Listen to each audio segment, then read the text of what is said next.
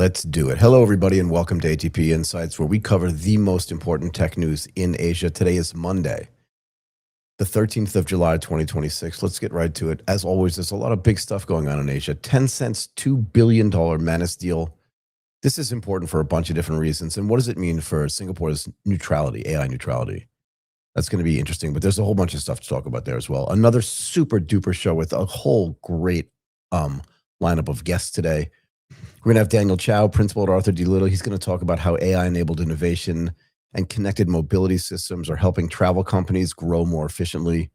Following that, we're going to welcome Chris Jordan. He's the regional VP for Southeast Asia and country manager Singapore at Monday.com to help discuss how AI agent infrastructure is going to help businesses scale automation while maintaining control and governance, which is always important. Next, we're going to talk to an old friend of the show. He was on in 2023, Esmar Mesic, head of product at PRYPCO, to cover how tokenized investment infrastructure could expand market access and improve capital efficiency for businesses and investors. And then Alice Lee is going to join us, partner at Foresight Ventures, is going to talk about how investment in AI, Web3, and digital infrastructure is reshaping growth opportunities for business across APAC. Later in the program, we'll be joined by Gal Malachi. I told you we've got a bunch of really great guests today. CTO and co-founder at Terra Security, one of our favorite topics, to explore how AI-powered continuous penetration testing will help businesses identify and eliminate exploitable risk faster. We will also be joined by Brandon Wolfe, the global field CTO at Tanium, to talk about how real-time visibility and AI and security are helping enterprises reduce risk and strengthen operational resilience. And finally, Stephen Zhou, executive director at TradeGo, is going to talk to us about international trade, cross-border trade, and how technology is going to enhance that. And before we get to all of our guests and some news, let's hear from our presenting partner, Twilio. Twilio is the secure and scalable platform to build amazing customer engagement without the complexity, with the AI-driven workflows you need to connect. They are trusted by over 300,000 businesses. It's the platform that simply makes more possible. Visit Twilio.com to start building today. Okay, let's get to some news. I want to talk about Tencent's $2 billion Manus deal and just how it impacts a whole bunch of different things. But before we get deep into that, I want to talk about this. Let's just say this. This Manus thing happened, I think, back in February or March. The original idea where Facebook was going to, Meta was going to take it over. They're going to pay $2 billion for it. And the Chinese government stepped in and said, yeah, that's not going to happen. But the interesting thing about this is that the Chinese government, unlike some other powerful governments in the world, they don't make knee-jerk reactions. As a matter of fact, they don't make knee-jerk reactions to anything. The one thing that the Chinese government always has on their side is time. And they use their time really, really well. This is a little bit off topic, but I think it's informative. I was watching a missile landing test from SpaceX. And the first time I think they tried to land a missile in the middle of the ocean was for reusable rockets, right? Was 2016. That was 10 years ago. China, I believe, did their first one recently. That's 10 years afterwards. They have plenty of time. They're not looking at a short-term horizon on anything. And I think you have to have that context to understand what's happening here. Months pass, 3 months, 4 months, 5 months pass, no knee-jerk reaction. Sure, they took the two founders of Manus AI and they brought them back to China. They took their passports away and said, you guys aren't going anywhere. But now here's what happens. They get together a consortium of people, right? So Tencent, which is a big, influential, and important company in China, obviously has a good relationship with the Chinese government at some level, right? Otherwise, they wouldn't be able to operate at the level that they do. And they control, I wouldn't say control, but they participate, let's say, in a big portion of internet activity in China. So they're in talks to lead a consortium that would buy Manus back from Meta for at least $2 billion. This is the news that I'm reading. Existing investors, including the Zen Fund and HSG, are also involved, and Tencent would become the largest shareholder. So again, think about this. It looked like, at least a few months ago, that Manus was going to have a bad relationship with the Chinese government, that there was some issue there. But now their largest shareholder potentially is going to be one of the companies in the internet space or in the online space that has a great relationship with the Chinese government. So they're going to become the largest shareholder. And here's what's actually really interesting to me. It appears, again, from what I'm reading, that Manus is expected to remain mostly independent and independently managed from Singapore. Now, this whole thing is not completed yet, but think about this. The whole idea of this and some other of the sort of transactions that China was encouraging people to do was, please be domiciled in China. If you want to go listing or if you want to get acquired, let's put you in Hong Kong. Let's have you list in Shanghai. Most likely in Hong Kong because it's slightly more international. It feels better actually for international investors than listing in Shanghai. But the point is that they're trying to, again, because they spent time thinking about this, because Beijing literally sat around and instead of doing a knee-jerk reaction, instead of firing the founders, instead of doing silliness, instead of shutting the company down, instead of banning them from doing X, Y, and Z, they said, let's be thoughtful about this. First of all, let's back up a little bit. Let's bring the founders back. Let's put them in a situation where they can be thoughtful. Let's be thoughtful with them. Let's get some of the most powerful people in our country, in the AI space as well, but also in just the online space. Let's get everyone together. Let's figure out what the best thing to do is. And because they're also concerned about the perception, what does this look like? Right? Because perception is 9/10 of reality. So they're thinking, how do we manage this in a way that's slow, that's calm, that's not knee-jerk, and let the rest of the world still feel comfortable, even though we know we're in charge? And they came up with a solution. It's not finalized yet. So here's the thing. The proposed deal follows Beijing's decision back in April, I said March or April, right, to block Meta's acquisition and require the parties to unwind this. Right. So, and the reason why they did this was because Beijing was treating Manus AI as sort of a strategic Chinese asset, particularly in the AI space, despite the fact that the company moved its headquarters to Singapore before Meta bought it in December of 2025. Now, remember this, December of 2025. So think about this. Remember I said that the Chinese government was super thoughtful about this. They sat around, they said, what are we going to do? In December of 25, we don't want this strategic AI asset to be in the hands of a foreign entity, and definitely not one that's domiciled in California, in San Francisco, and definitely not Meta, which has this unbelievable power. And it's also developing stuff because Meta wanted to use this sort of to fast track their own AI capabilities, which they're doing a pretty good job at. We spoke about this on our AGTP show, our global show, with Martin and I spoke about this. It took the government 3 or 4 months of China to kind of step in and go, yeah, we're not going to allow this to happen. So again, thoughtful before acting, and then thoughtful before reacting as well to what they're going to do now that they've said that they can't have this happen, that Meta cannot actually acquire this. So since then, and I think this is hard to do as well, Meta has separated, and this is hard, yeah, Manus's operations, they stopped sharing data, and they've begun to do on Meta's side and also on the Manus side, right, some of the financial work to reverse this purchase. Now, why does this matter? To me, the reason why this matters to me is because Manus isn't just like your typical AI company. It builds general purpose AI agents that can plan and complete tasks rather than simply produce that. So it gets into this sort of agentic, it gets into the workflow space, it gets into the place where, I mean, obviously inference matters here too, but it gets into a place where like everybody kind of wants to be involved now. I would say in the old days, 6 months ago, this sort of back and forth of ask AI a question, it gives you an answer, ask it another question. This is why they were called Chat GPT, because you were chatting with it. But now what you do is you want to give it instructions. You don't chat with your intern. You don't chat with your recent college graduate. You give them tasks to do. Sometimes they come back to you and ask you for more information. But theoretically, you give them something to do. They see an existing workflow. They make an existing workflow better. They change that workflow. They involve other people. Maybe they involve other agents in this case. And this is why this stuff at Manus was really important. Now, remember as well, Manus wasn't small. Earlier in 2026, Manus reported annual recurring revenue above $100 million. Okay, so it's not $30 billion, but every company doesn't have to grow the same way that, the same way that Anthropic was growing. And more recent reporting places recurring revenue near $500 million. So even in the interim, after the involvement with the Chinese government didn't shut this company down. It didn't stop them from operating. And frankly, it didn't take away any gravitas or confidence from people that were dealing with Manus AI, because their revenue apparently has grown over 5 times. Right? You don't have to be a mathematician to be able to do this.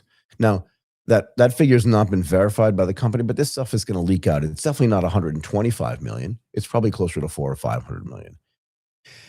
And what does this prove to me? I mean, it proves a bunch of different things. One, just the thoughtfulness of the Chinese government. And again, I think we really have to consider this idea that they have not been knee jerk. They don't make knee jerk reactions. But here's the other thing. They also must have been, I don't think they made this decision in a vacuum to allow this company to still operate in Singapore. Again, I think they wanted people to have this perception that they're open-minded, that they can think about this stuff in a way that's really thoughtful. And my guess is, although no one's told me this, is that at some level they had conversations with the Singaporean government or some Singaporean authorities. And Singapore had to make a decision as well. Because Singapore could have very easily said, you know what, we don't want to be involved in this. We have great other international relations with people. No one dislikes Singapore. Nobody wants to fight with Singapore. Singapore's been pretty neutral across the board in a bunch of different ways. And I think becoming non-neutral on this was not something that Singapore wanted. So I do think, even though I kind of wanted to get everybody's attention, what does this do for Singapore's neutrality? I think it might change it a little bit, but I don't think it changes it a lot.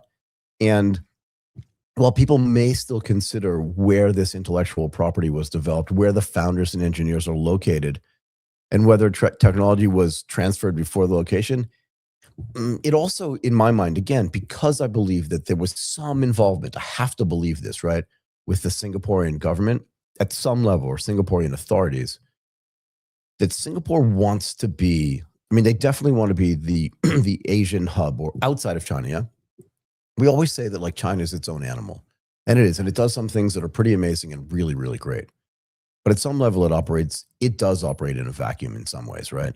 And to be fair, my guess is if Manus had never changed their domicile, their business registration domicile from wherever it was in China to Singapore, that this transaction never would have happened. So it never would have had to have been reversed.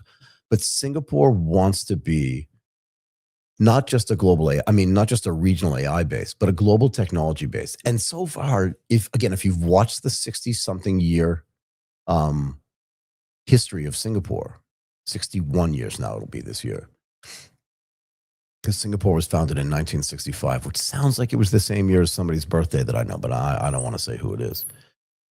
Right. But Singapore wants to be this global technology base. But you have to understand, if you go back and if you watch the history of Singapore, first as a manufacturing base of electronics, then as kind of a thinking economy, then as a banking and finance economy, and now as sort of a high-tech startup and AI economy.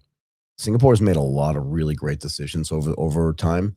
They became out of nowhere the sort of venture capital hub of everywhere outside of China in Asia, more bigger than, even though it's a smaller country than Japan, with a smaller GDP than Japan. It became the kind of the VC capital of Asia, of Southeast Asia for sure, but of Asia outside of China. And you have to ask why. Well, Singapore has, again, for people that don't know, it's got a really, really strong legal infrastructure. Okay, it's based on English law. It doesn't mean that the law is just in the language of English. It means it's based on English law, which means that if you do a contract with a company or any entity in Singapore, the understanding of what the outcome of that contract is well known. And also, if there's any sort of dispute resolution is also pretty well known. How's that going to work? Very straightforward, because it's based on English law. People understand what the consequences are of this, and that matters. And I already mentioned a couple of seconds ago, it became the venture capital center of Asia outside of China. And again, one of the reasons why is there's a huge and a very large concentration of capital already there. But capital flows into Singapore because of the laws and the legal system that have been appointed there. And you would note, like, there's way more money in Japan per se, but a lot less of that money is risk capital. People in Singapore are very, very comfortable taking risk. And think about this. Eduardo Saverin, right, one of the co-founders of Facebook, now Meta, he actually moved from California to Singapore. He could have moved to anywhere in the world. He could have moved back, I think he's Brazilian. He could have moved back to Brazil, but didn't do that. He wanted to move to a place where, again, the legal system was great. There was other capital there. He could have conversations with other great investors, whether they're private equity investors or venture capital investors. And he chose Singapore over everywhere else in the world. And I think he made the right choice. The big question about Singapore is it's small, right? And it's, what's the right way to say this? Its political power per se is not that strong. But again, you have to understand that Singapore's role in the region is very, very well established. Okay, most of your sort of Asia outside of China, I would say Asia ex-China headquarters are based in Singapore. Microsoft is based there. Google is based there. Facebook is based there. OpenAI opened an office there. You have universities like Harvard. And I think MIT actually did the same thing. I won't say they have satellite campuses there, but INSEAD does this. So when you get an MBA at INSEAD, you spend half your time in Singapore if you want to do their international MBA, and half your time, I believe, in France. I think I have that right, Martin. You don't have to answer, but I think I definitely have that right. And that's important too, right? Because not only is there capital there, not only is the legal system there, but NUS, which is the National University of Singapore, SMU, which is the Singapore Management University, not Southern Methodist University, also a great university, but not based in Singapore. But having this sort of intellectual base there as well, and this education base there actually ends up being super important for Singapore and for the Singaporean government to attract people to come there, to learn things, to study things, to know things, and then to stay in Singapore. To be fair, staying in Singapore at the end of the day ends up being really hard. Like becoming a PR, which is a permanent resident in Singapore, just gets harder and harder every day. And why is that? And that's because the competition to be there, because it's such a great place to do business, because the legal system is so well understood, and because the capital base is growing and strong. People want to be there, they want to work there, and they want to live there. And in this case, Singapore has made a decision when it comes to Manus, along with the Chinese government, in a way that's very thoughtful of, we still want to be involved. Okay, I will say this. It does this idea does complicate Singapore's position slightly. But over time, again, Singapore, the what's the word I'm looking for? The corruption in Singapore is almost zero. And I know that's hard to say. Anywhere there's a government, there may be corruption. Anywhere there are businesses, there may be corruption. Singapore has been amazing at resisting this. And what's the right word? The environment, the culture that was built by Lee Kuan Yew and his team, not just him, but he was the front-facing person for this, and his team that they built of not being corrupt across the board. They could have accepted tons of money, and there are plenty of examples of them being offered money by plenty of foreign governments to do this thing, that thing, and the other thing, and they always said no. Now, let's just cover one thing really quickly. Why would the Chinese government, what gave Beijing the power to do this, right? Because Beijing was really focused on, the Chinese government was really, really focused on the origin and the transfer of technology rather than only on the location of the company's registered headquarters. You have to understand this. I don't think China really cared about the domicile of the company, but they were really concerned about the the IP, the intellectual property.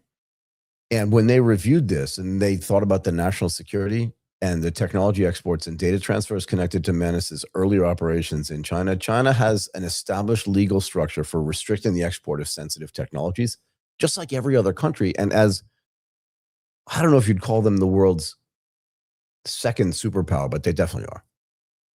Right. So any kind of technology that gets developed in China is going to be sensitive, particularly this type of the artificial intelligence technology here is going to be super sensitive, right? Because this is where the world is going. And as we always say, we're in the earliest innings of this as well.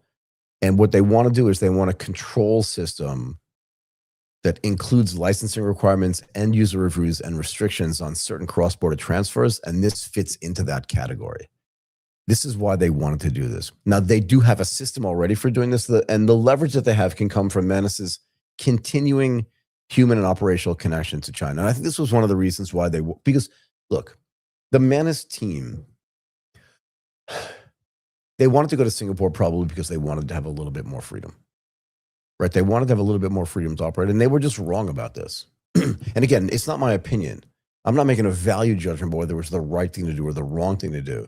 But they thought that if they moved their operations, their headquarters to Singapore and away from China, that they would be out of the reach of the Chinese government and the people in Beijing that are making decisions. They were just completely wrong.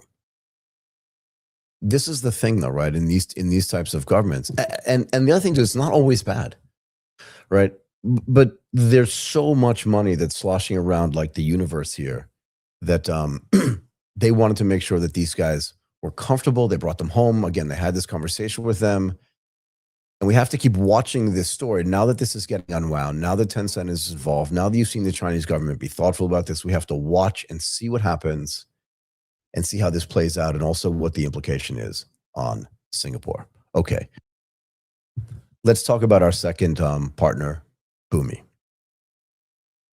Boomi is the data activation company for artificial intelligence. It powers the agentic enterprise by bringing data to life across your business. Trusted by over 30,000 customers and supported by a network of 800 plus partners, Boomi helps organizations of all sizes achieve agility, efficiency, and innovation at scale. Martin, let's bring in our first guest, Daniel Chow. He's a principal at Arthur D. Little.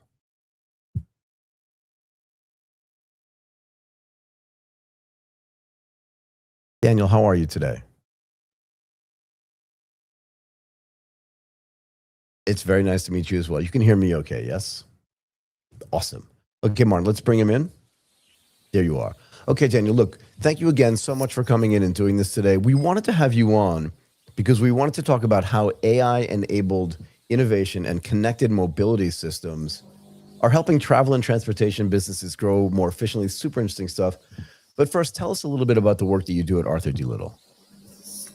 Yeah, sure. Well, thanks for having me, Michael. Well, Arthur D. Little is a consulting company. Yep. So what we do is we help companies with their growth strategies, innovation strategies, performance improvement, and helping them also buy other companies and so forth. So, like any other consulting company, we have 40 offices around the world. Yep. And I'm based in Singapore, covering the Southeast Asia region, and work primarily in the transportation practice. Super. But I also have a horizontal in innovation. So I kind of work at the intersection of transportation and innovation. Sounds fascinating to me, particularly in this region. Transportation, travel, innovation, all kind of do intersect as well.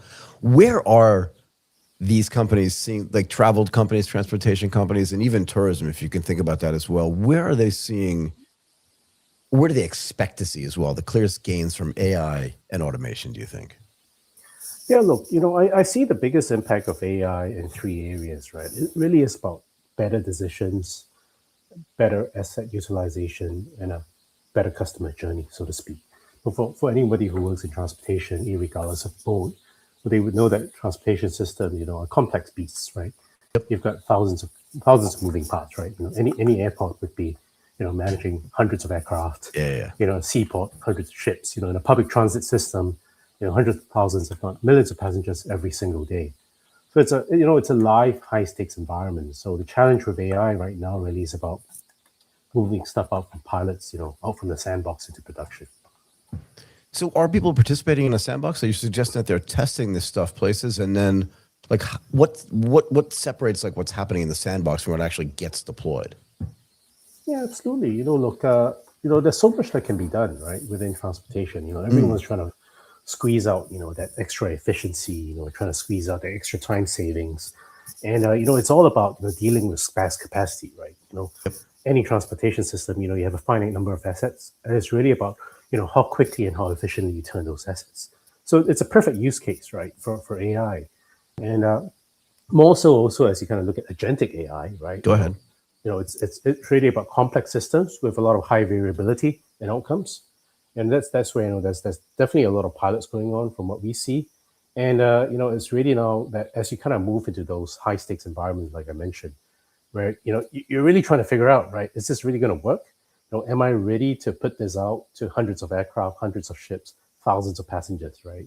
And moving again into production is really the key hurdle in here. So a lot of money has been spent in the last decade or so.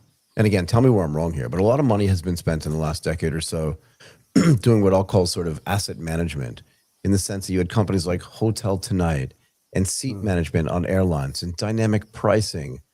What role is artificial intelligence going to play there in this idea of we have all these assets, but now we have the ability to use artificial intelligence at scale to manage them in a way across the board and across the value chain in a way that may not have happened before? And is there a way to connect like what, and I'm just as an example, is there a way to connect like what an airline is doing from asset and load management? Let's how many people are in business class and economy class, or how many people have upgraded, like all this information, and then feed that into hotels and other things in the tourism space so that you can have this sort of unified, this gets back to your idea of like a better customer experience. You can have this unified experience both on the customer side and on the sort of service side. Yeah, Michael, you've really hit the nail on the head here, right? Airlines, have been using AI, so to speak, right, for years, right, and revenue Yep. management, right, improving load capacity, dynamically adjusting ticket prices and trying to Yep. match that with demand, right? You Yep. know, and now the question now then is that how do you find value in other parts of the ecosystem Right. besides just an airline, right? Yeah. And how Yeah. do you sync that up with ground handlers? How do you sync that up with hotels, with car hire and rental?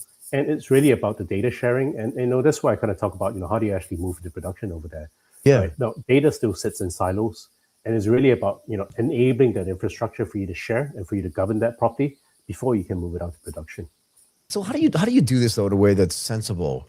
And what do I mean by that? I mean, there are all these sort of data protection laws that are out there, right? So some of the data that the airline has on its passengers is proprietary, but not proprietary necessarily because they want it to be, but by law, right? You can't share this data. Maybe you can share sort of general ideas around the data. And I would say this too, the data inside an airline alone is fragmented and Yep. siloed. But then the Yep. data we could spend hours talking about like how the hotel business is impacted by these big OTAs like Booking.com and Agoda.com, where maybe they have more of the information than the individual hotels themselves, and how there's this sort of push and pull between particularly the sort of high quality or high value hotels versus the OTAs. How do you get that data to be shared in a way, again, so that the customer experience can be better, but so the businesses can be better as well? Yeah, I think, Michael, you're alluding to the fact that data really is the currency over here, right? Yeah. Whoever controls the customer data really is the one that's making the most money out of it, and it really is down to a balance between who controls the asset and who controls the customer, and it's bringing the two together to find a mediated outcome that matters, right? Essentially, the value pools would have to shift somewhat. Yeah. A lot of the value pool now has shifted, of course, to OTAs. Yeah, and I mean, for sure. yeah, absolutely. And you've got accommodation assets, not just accommodation assets, but even transportation assets that are, running at cost or close to cost, right? Yep. And now it really is about trying to rebalance that, between the digital platforms and the asset owners. And I think AI would really enable that, because if the asset owners get their act together to start sharing data within their own ecosystem, right? Then now that's a perfect counterplay against the OTAs, so to speak.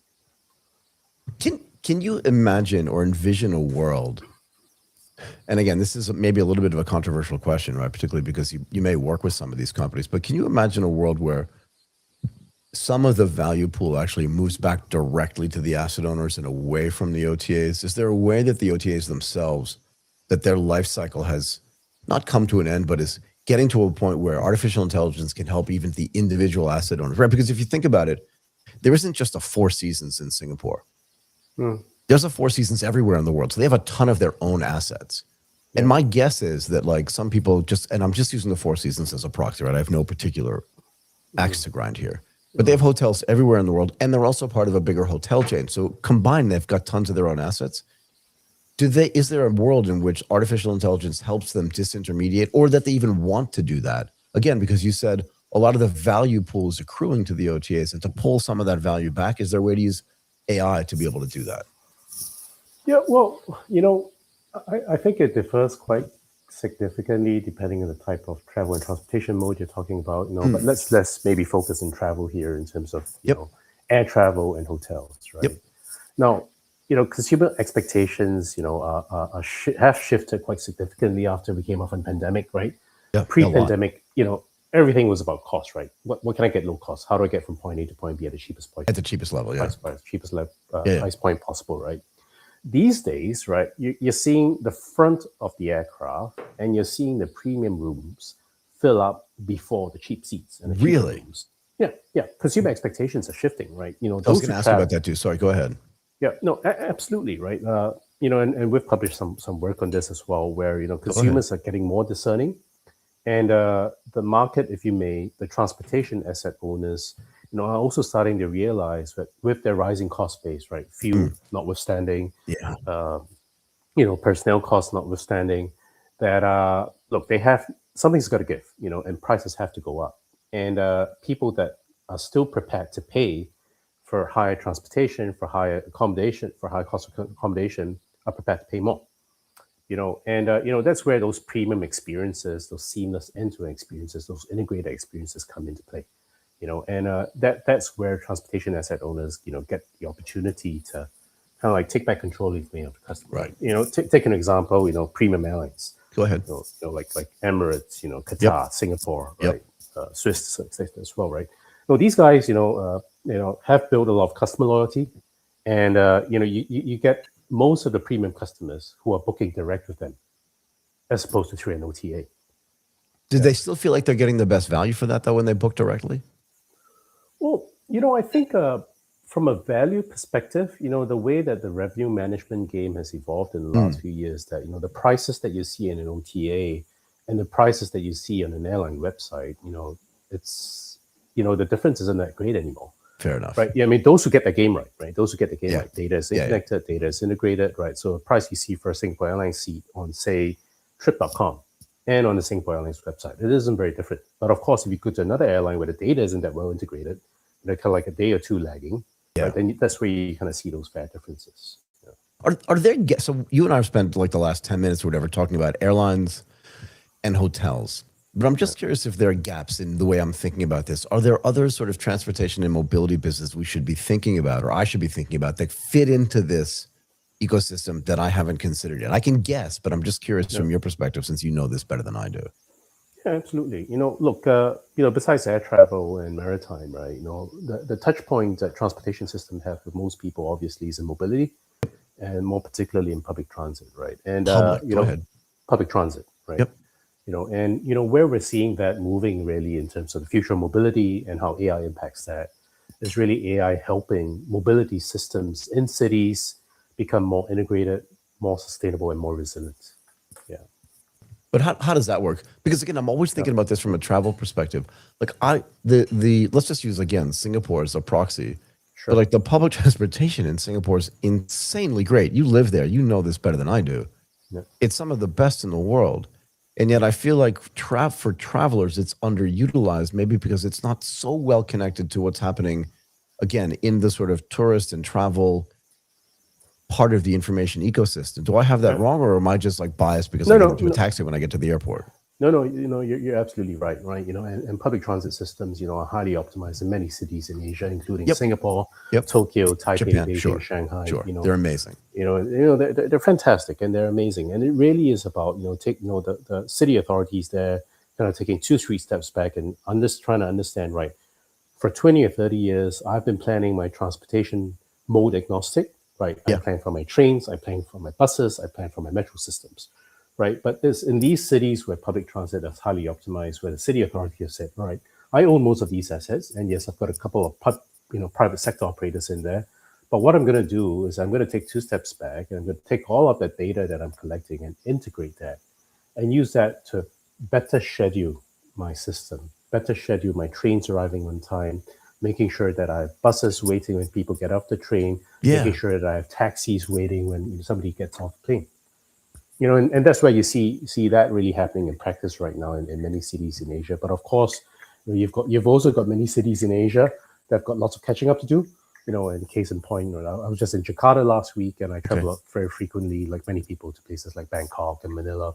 And these cities, are where you've got the largest urban populations, but also the most problems to fix in public transportation.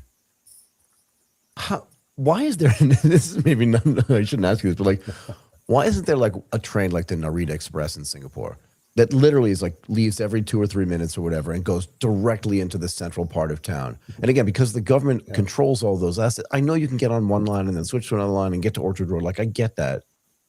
But it like the Narita Express has actually been really good from going right from Narita Airport directly to Tokyo Station in a very short period of time. And there's the green car and then the open car. Do you know what I mean? So they have every kind of possibility. The Suica and all that, Yeah. And again, I hadn't thought about this from a public transportation standpoint, but maybe you can talk a little bit more about like how the data is gathered from public transport and then how that can all be shared and aggregated into what's happening at the airport and in other places. I wouldn't mind, like in the old days, I used to take a bus from Narita, like let's say to the Anna Hotel. Yeah. And that would take you maybe an hour and a half, I guess. An hour, but happily do it. Yeah. And yeah. So back to your first question around, why don't you have that Changi Express, for example, Yeah.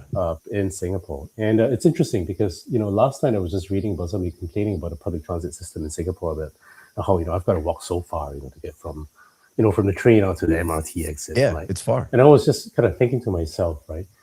Would you rather do that, or would you rather be kind of like get out of the station onto like a 8-lane highway just outside? And I think the fact of the matter is that the public, the train system in Singapore was actually planned around an existing bus and road system that Yep. had existed for 50 or 60 years before the trains were built. Fair enough. So I think that's the first point. And also the second point is that, look, it's a small country, it's a small city, right? Yep. And at present, it is still relatively inexpensive compared to, say, Tokyo, to New York, or to London to get a cab from Yeah, the and it's not airport that to the expensive. city. So fair enough. It's It's small, not that right? expensive. Yeah. So from an affordability point of view, from a space point of view, right, the business case for a fast train, doesn't make sense yet. That's unlike, cities like Hong Kong or Tokyo, which already have that, right? So I think that's the first point. Now, the second question you had around data sharing, right? What happens if you're actually able to share that? That really is data nirvana for many people. Right? I mean, the fact of the matter today is that, we're having challenges and difficulties sharing data within transportation systems. Now, imagine if you had to extend that between transportation Right. systems. Yeah. So from a public transit ecosystem to an airport ecosystem, right? Just the amount of mediation and the amount of discussions and negotiation you need to have between different parties, just to get the privacy laws in place, just to get the APIs in place, and just to Right. make sure that the cybersecurity protocols are also, kind of like bulletproof, if you may. Can you talk a little bit more about consumer expectations, and where AI comes to play there, and where there can be a back and forth between the way? Because I've always had this idea, and I'm not the only one, obviously, but I've been thinking about this for a long time. You talked about premium airlines like Emirates and Qatar and stuff like that, and they are amazing. And I know people have tried to do this in the past, but I do think consumer expectations have changed enough where maybe now you have an airline that is very, very consumer focused, but just for like business class customers, where the whole plane, do you know what I mean? So the load balancing just becomes easier, service becomes easier because it's one consistent service base. And you can use artificial intelligence to make sure you have the data to understand like when the right timing for all these flights are. Again, not just in Singapore, but globally.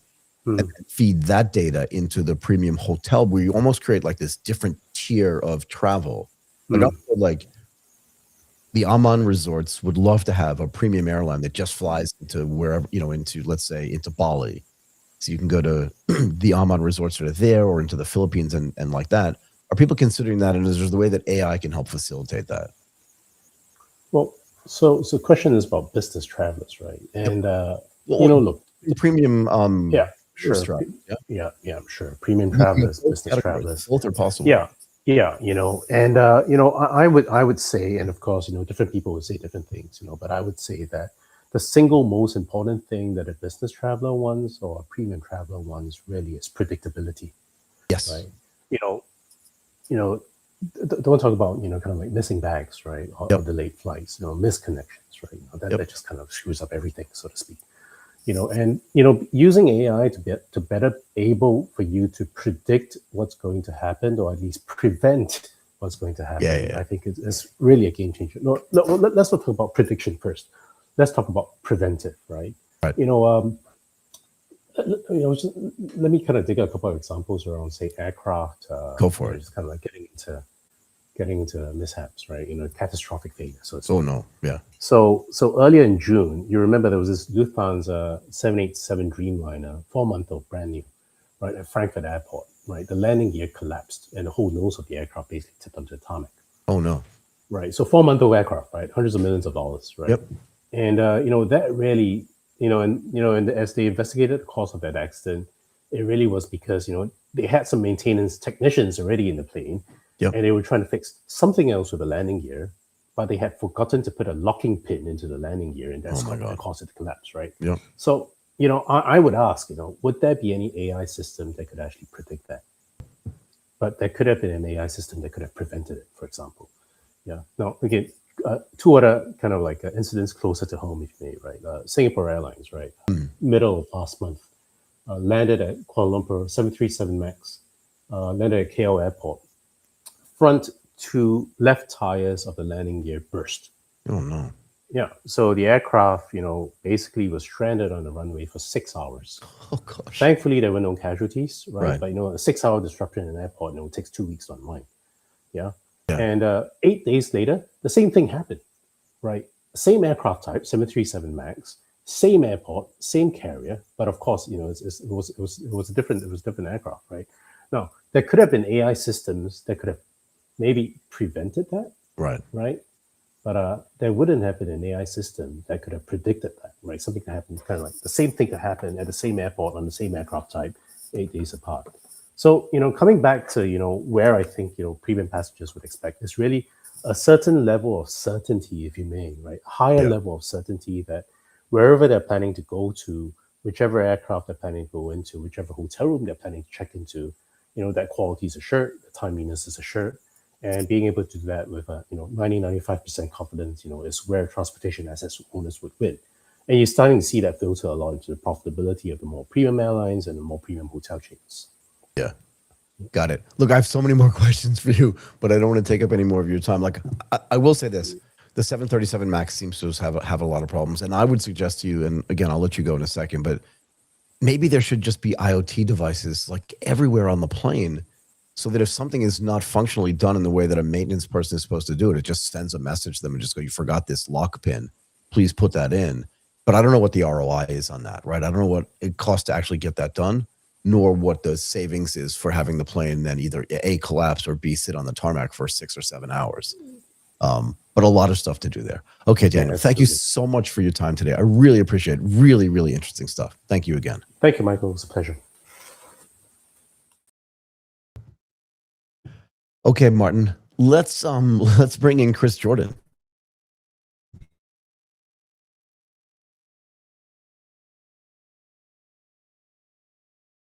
Hello, Chris. How are you today?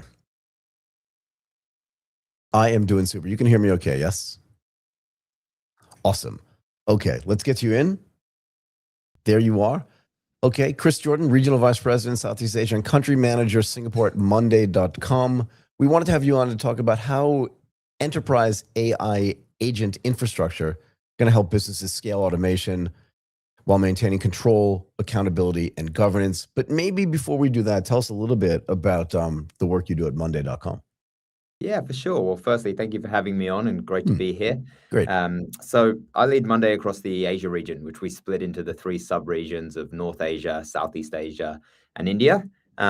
We're relatively new to this market. Monday's been around for a long time, but relatively new to this market. We opened our Singapore office last year, and we've now grown the team from 0 to 35 people in a very quick space of time. Congratulations. And that's been driven by what we're going to talk about, which is getting closer to customers who want AI that works, that they can use, and has enterprise-grade security. So, but how does that work? So first of all, congratulations on coming to the region. Obviously, we've made our bet. We think Southeast Asia, Asia in general, India, of course, obviously very important. North Asia, obviously very important as well. Growing from 0 to 35 people in less than a year. So congrats on that too.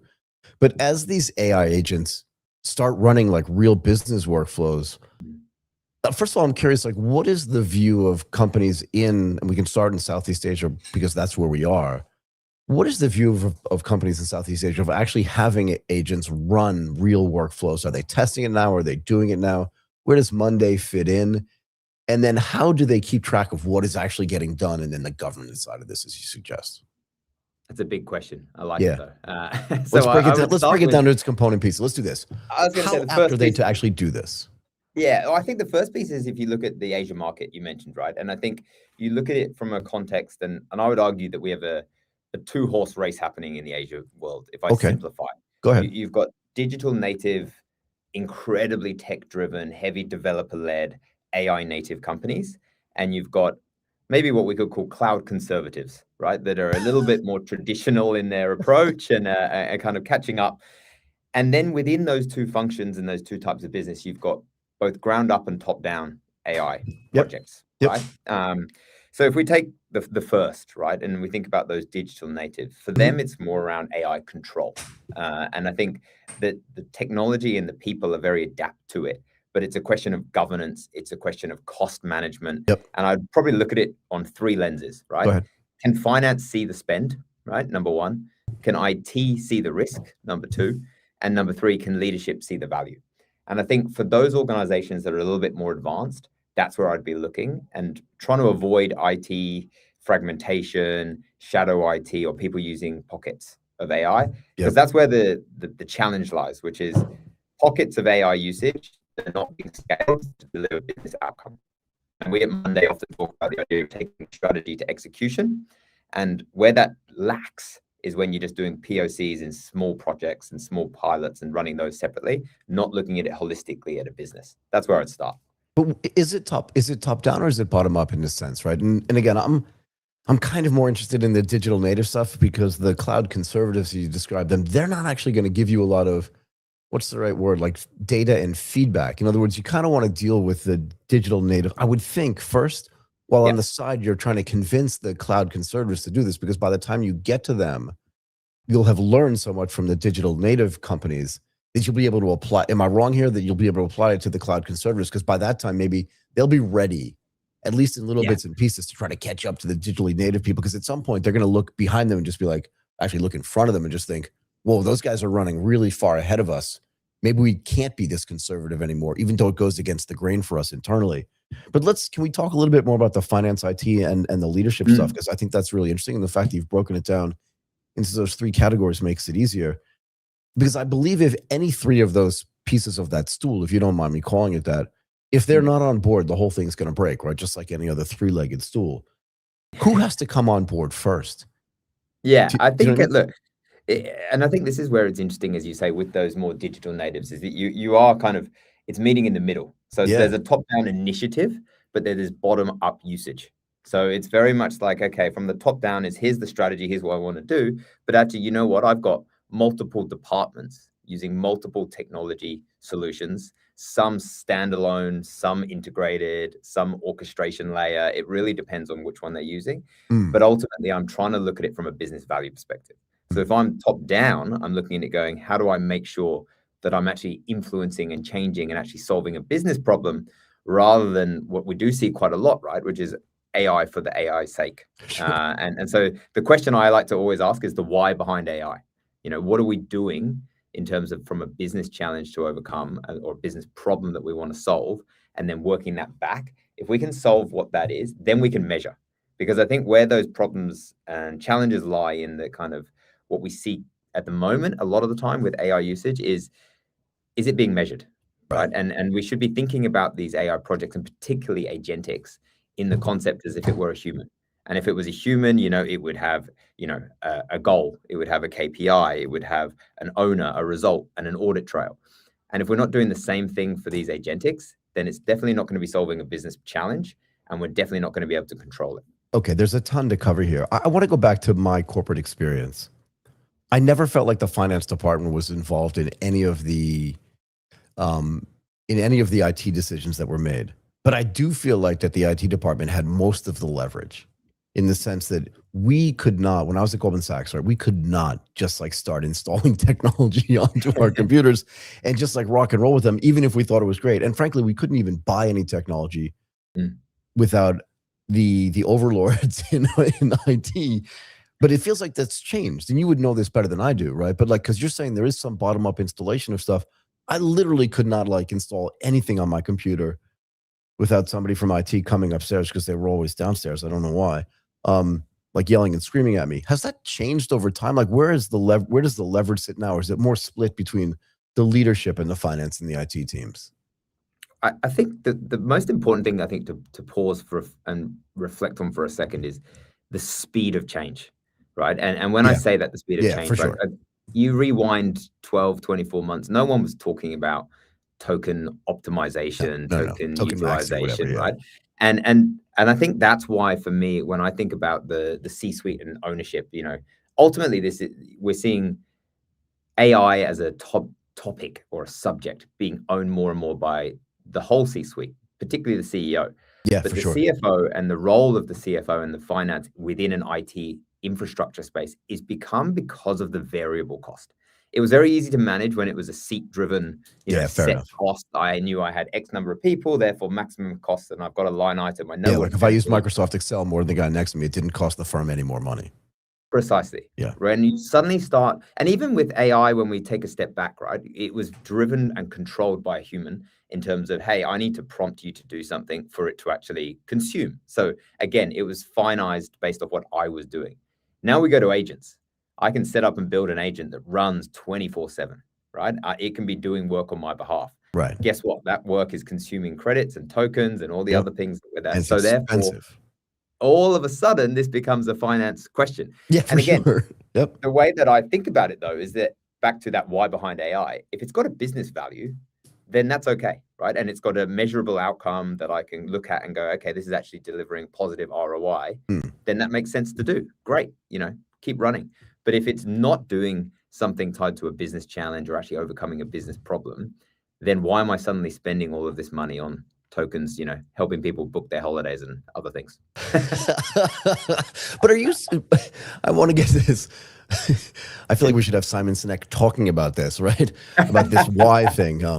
But are you suggesting to me that people are actually sitting on, I always think about a trading desk because that's where I worked, but I know most people don't work on a trading desk, but I can make an equivalency between just like some department at some big company and a trading desk, right? Are you suggesting to me that people here are just literally building AI agents to book their travel? No, I mean, I would. It would be a good thing to do in your own personal, You AI could, yeah, but usage. companies It's a aren't going to pay for that, right? No. No. Sorry. So I think, look, the way that I think about it is that, and this is where it's been very interesting to watch what's happening in the AI and the agentic era. Go ahead.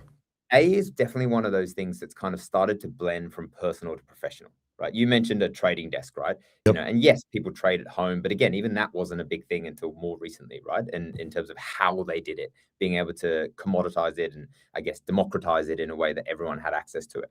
But you think about how people use AI, there is a blend, right? People's personal usage of a technology suddenly becomes very close to their professional use of a technology. In fact, it's in a way, it's a positive because when we're hiring, for example, we ask people, how do you use AI? And when you have people that are using it in clever ways in their own personal life, guess what? They tend to be much better at it in the professional sense, right? Exactly, so it's not a bad thing. And I'm not suggesting that people are using those resources for that.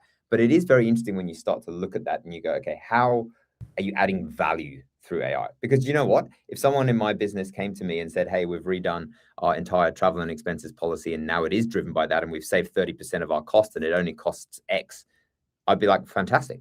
Yeah. You've solved a business problem again. So I would suggest to you actually that people are using this for private at work, and I'll tell you why. Because I can tell you thousands, and I'm not exaggerating, examples of the guy who sat directly next to me using the PA on the trading desk to actually book his holidays. And if that was the case, you're like, I know that guy. But if that's the case, then what's going to stop that same guy from going, I'll just build an agent that does this? But it brings up another question for me. And again, I like asking this to as many people as possible. So if the audience has heard this question before, they'll understand why I'm asking. And I think the reason why is because we're at the early stages of this. And here we go.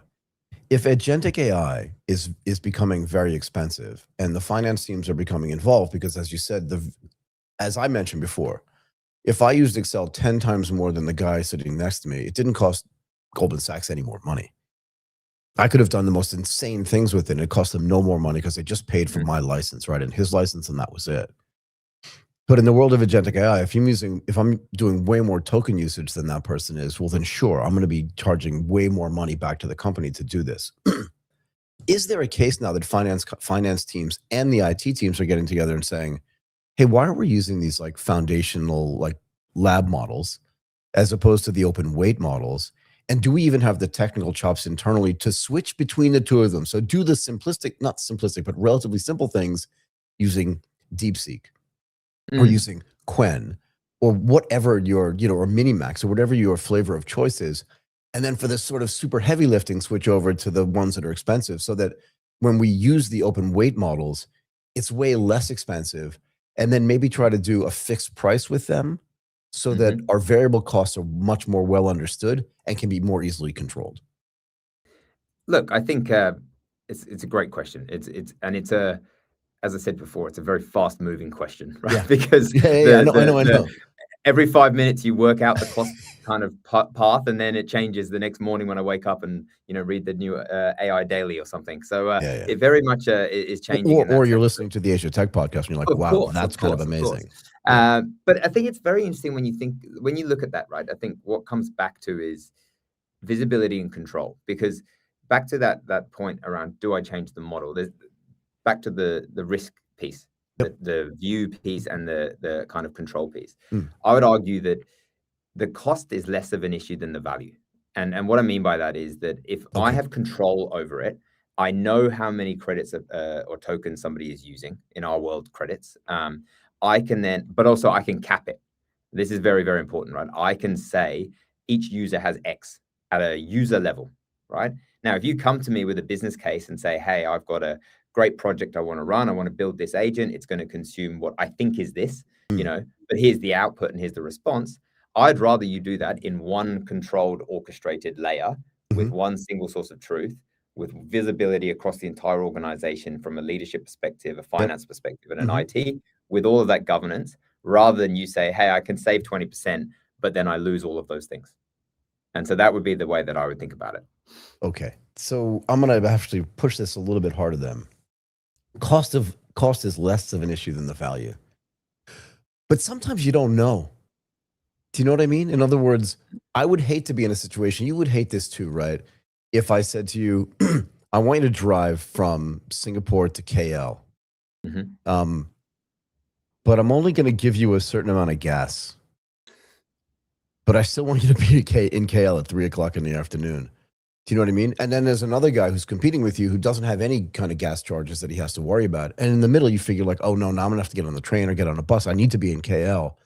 I just think this idea of regulating the number of tokens and the cost associated with it and capping it is just going to be way too hard to manage. And I'm curious if you have any thoughts around that. Do you know what I mean? Because particularly for a developer, let's say you have a developer doing something. He's like, I want to build this application internally and I want to use Claude or whatever it is, or Fable 5 to do this. And I'm almost, I just ran out of credits kind of thing. Do you know what I mean? Like, how is that working functionally?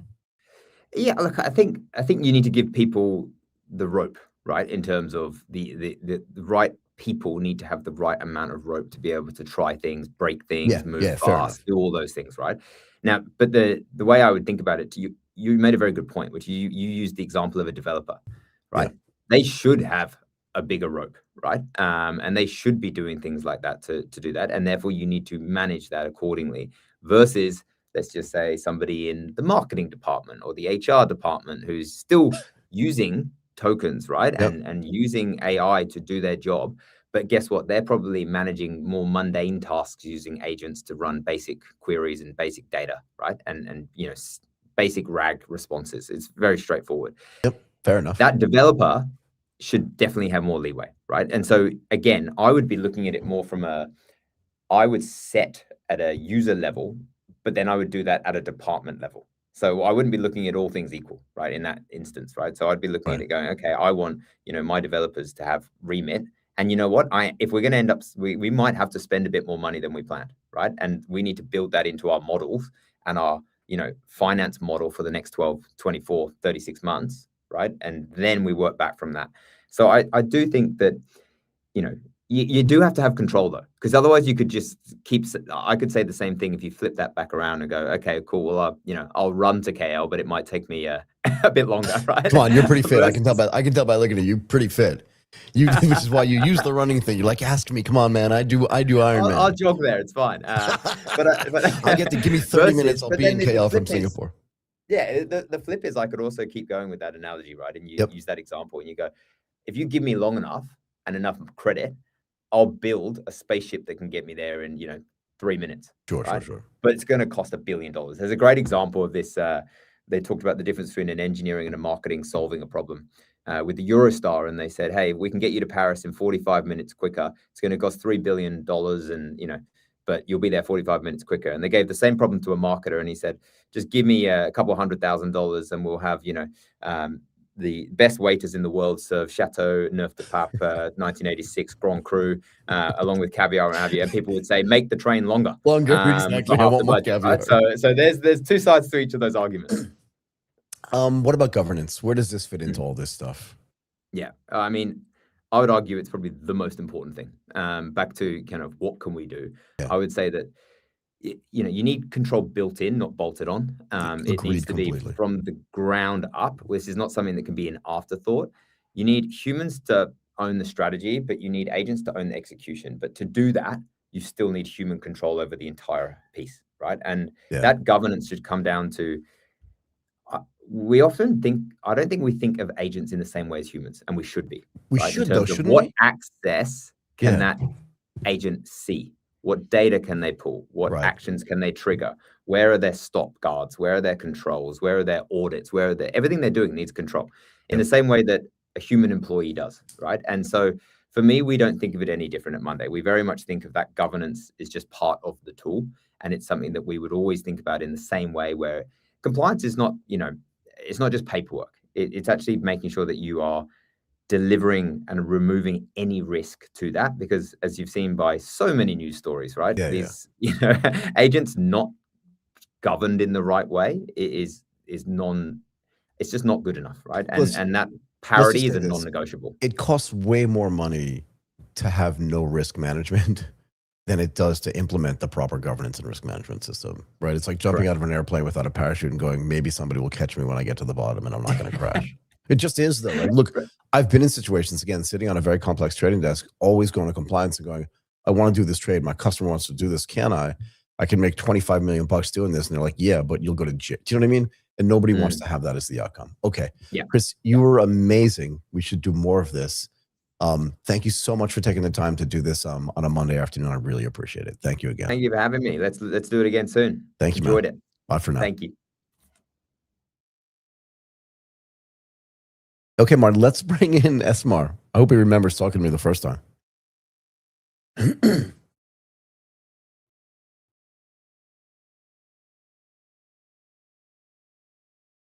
man, how are you? It's been a while. Yeah. Did you always have that mustache? Ago, no? I don't know. You look different. You look great. Don't get me wrong. You look great.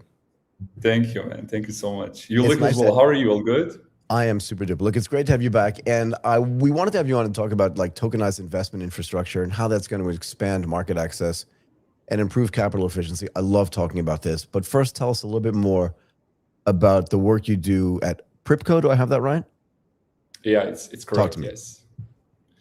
So joined PRYPCO 2.5 years ago, currently heading a product which focus on tokenized real estate and fractional ownership in real estate. Super cool startup. Pretty much our one-line pitch is anyone can invest in Dubai real estate as less they have 500 dirhams, which is a little bit more than $100 in a sense. Yeah. Yep. Okay, tokenization. Let's talk about this. How is it, how can it, how should it reshape the investment landscape, not just in the Gulf, but in Southeast Asia as well? Wouldn't say that it's kind of reshaping in the sense what people get to invest in. It's more reshaping in the sense who gets to invest in.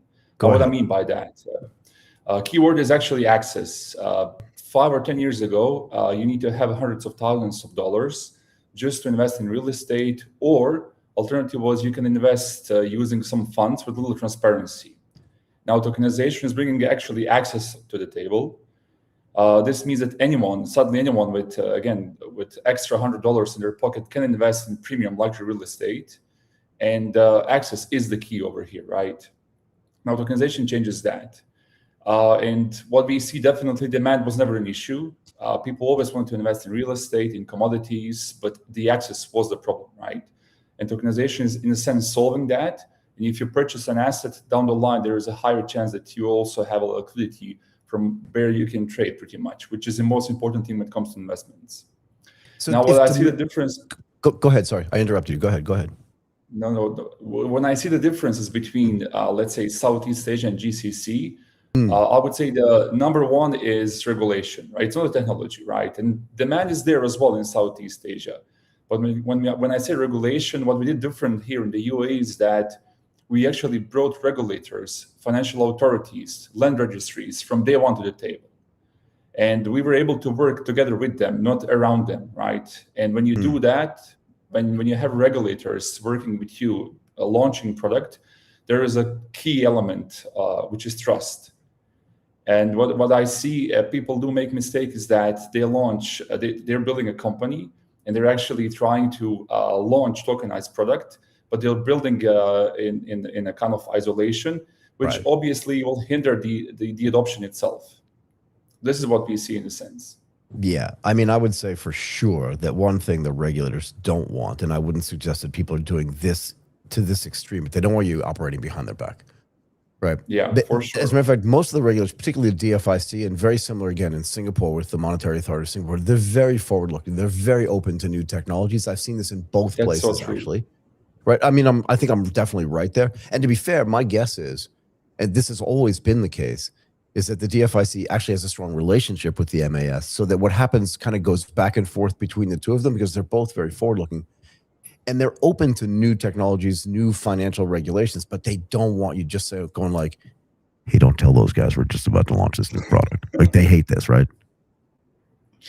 That's so true. I mean, this is what we're seeing as well. And honestly, being blessed that we work in UAE, that's the beauty of it.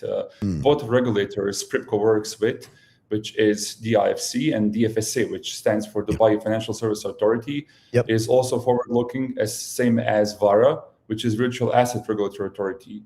So we as PRYPCO, we have both licenses with both authorities, and obviously, as mentioned, they are key stakeholders, and we build along with them, not around them in a sense. Fair enough. And I'm sure they love that. If demand is not an issue, what is the uptake like for investing in tokenized real estate? And are there specific sectors in which people want to invest? In other words, is it sort of commercial real estate? Is it individual real estate? Is it like state? Do you know what I mean? Like, where does the demand come out? That's a great question. As a moment, what we operate here in the UAE, we only have, so there are multiple types of properties, right? Multiple types of asset classes. Over here, we distinguish off-plan, which is building, which is just get to be built. There is also secondary, which means residential ready-made and commercial ready-made. So our focus is specifically on ready residential units. And this is obviously something which investors want to invest in. Why? Obvious reason is that you see a unit, you see a building, it's there, it's being built. It actually generates monthly rental yield. And that's the beauty of it. You can invest, let's say, $1,000, and based on the percentage of ownership, we pay rent right away every month. So you kind of enjoy your dividends being received right away in your wallet, which you can reuse anywhere else, right? So that's the beauty of passive income in a sense. Well, how does it change what's the right word? How does it change the investment behavior when a specific residential asset becomes tokenized? So as an example, let's say I have a building in Dubai and there are 100 units in it, and let's say 3 of them are tokenized and the other 97 of them aren't. How does it change the value and also the way that those 3 tokenized assets get managed, in the sense that, like, now you can have 150 people owning them or one guy owning them? Do you know what I mean? And so, you have to kind of look at, just let me finish the thought if I'm right here. I kind of look at a tokenized asset as something that has a cap table on it, right? But that cap table doesn't have, I don't think people are coming in and out on a cap table as much as they are on a tokenized asset. But how does that change the management of that thing if, like, one guy owns like 90% of it and then there are 10 people that own 1% of it? If we look at one unit which we can tokenize, obviously we split unit into tokens. One residential property is split into, let's say, 1 million tokens. Obviously, the beauty of direct ownership via tokenized assets is actually you own on your name part of the title deed in land registry. So. And there is also, as we like to call, your own certificate of ownership. And on top of that, what is being kept in land registry is actually something called master title deed. So obviously all investors will be there. Now, when it comes to management of the property, we also do that as a company. So there is aspect of property management, just in case, for example, you need to agree with everyone else to do the painting inside, to replace piping, Right. or similar things which might be there. So all of this is actually part of the legal framework, which is regulated under the FSA and VARA, before mentioned regulators. Yep. So all of these nitty-gritty details when it comes to who owns what, who manages the property, how it's being distributed when it comes to rental dividends, is actually embedded into this legal framework. So without that, technology is just, it's not going to work. So it needs to come together. And have we found that tokenized assets increase in value, decrease in value, the value stays the same in relation to the non-tokenized assets in the same sort of building? Or is it just too early to tell, do you think? So people don't wake up and saying, let me buy tokens of something, right? They still invest in real estate. So real estate is underlying class. Yep. And the value of that token actually is tied with market itself. So the price per token will obviously move based on supply and demand. Now, what we've seen so far is that there is a high demand because of the direct ownership, but at the same time, prices are being regulated by regulators, right? So what I mean by that, this means that price itself of the real estate needs to be evaluated every quarter. So what we do is that on a quarterly valuation, we actually update the property price. And again, as mentioned, it's supply and demand. It could happen that the property itself appreciated or depreciated. So it's like with any asset in a sense, right? What we enable here is just access and infrastructure, but the value of the asset remains the same as market is dictating. But this is the thing I want to know is like, does it really maintain the same thing? Because theoretically, liquidity in pieces of a tokenized asset should be higher. Like it should be more liquid, right, for a tokenized asset than for a non-tokenized asset. Because the idea would be, even if there are three owners in a non-tokenized asset, like if three brothers or three sisters or whatever bought a condo or an apartment in a building, and I'm just going to use Dubai as a proxy for every other place, right? They're still going to have to argue amongst themselves if like one of them wants to sell a third of that asset. But the token itself should just be more easily tradable, which could potentially increase the value of it because the liquidity as the market moves. In other words, you can mark to market based on a transaction, in a tokenized asset much easier than you can in a non, because those three brothers, let's say, per se, may not sell, and then you don't know what the value is because there's no traded price. But when a tokenized asset, you could have one of the smallest versions of those tokens trade and set a new price. Is that true? So and is there a band that's regulated? Sorry, Esmar, I'm sorry to interrupt you. No, it is. There is a band. Obviously, when we launch product here in the UAE specifically, regulator wanted to regulate the price of token in the brackets of plus minus 15%. 15%. That's what they 15. Yep. So they did this just because they wanted to keep the market alive. Imagine that someone is selling, let's say 90% below the market value. So right. What could happen is that the whole market could crash, right? And it's also part of AML, anti-money laundering requirements, which we need to follow as being regulated product. So what we see in the launching secondary marketplace, people do trade more. And obviously, if I don't want to agree with Michael, who own property with me, I can list my tokens in, let's say, what we know so far, whoever listed with 15% discount, they sold it within the same day. So it is live. It's still early to say how exactly it's going to move the needle, because by default, real estate is to the extent semi-liquid asset class. It's not like cash, obviously, which you can trade left and right. And there are regulatory aspects to it. But definitely what we see is a higher trading volumes and people trade freely without any limitations in a sense. Do you think that we're going to get to a point, or maybe we're already there and I just don't know it, but you just, again, because I sat on a equity trading desk and part of the equity trading included real estate investment trust, right? So these are REITs for people that may or may not know. But those REITs traded all day and they had relatively decent liquidity as well. I know a REIT is very different than tokenization for sure. It's a different kind actually, because your ownership is different. You don't own the asset per se. You own a fund that owns the asset, right? But it was live trading and they traded every day. They had an opening price, a closing price, and they had prices during the day. Are we at the point now where tokenized assets are there, or will we get there, and do we want to get there?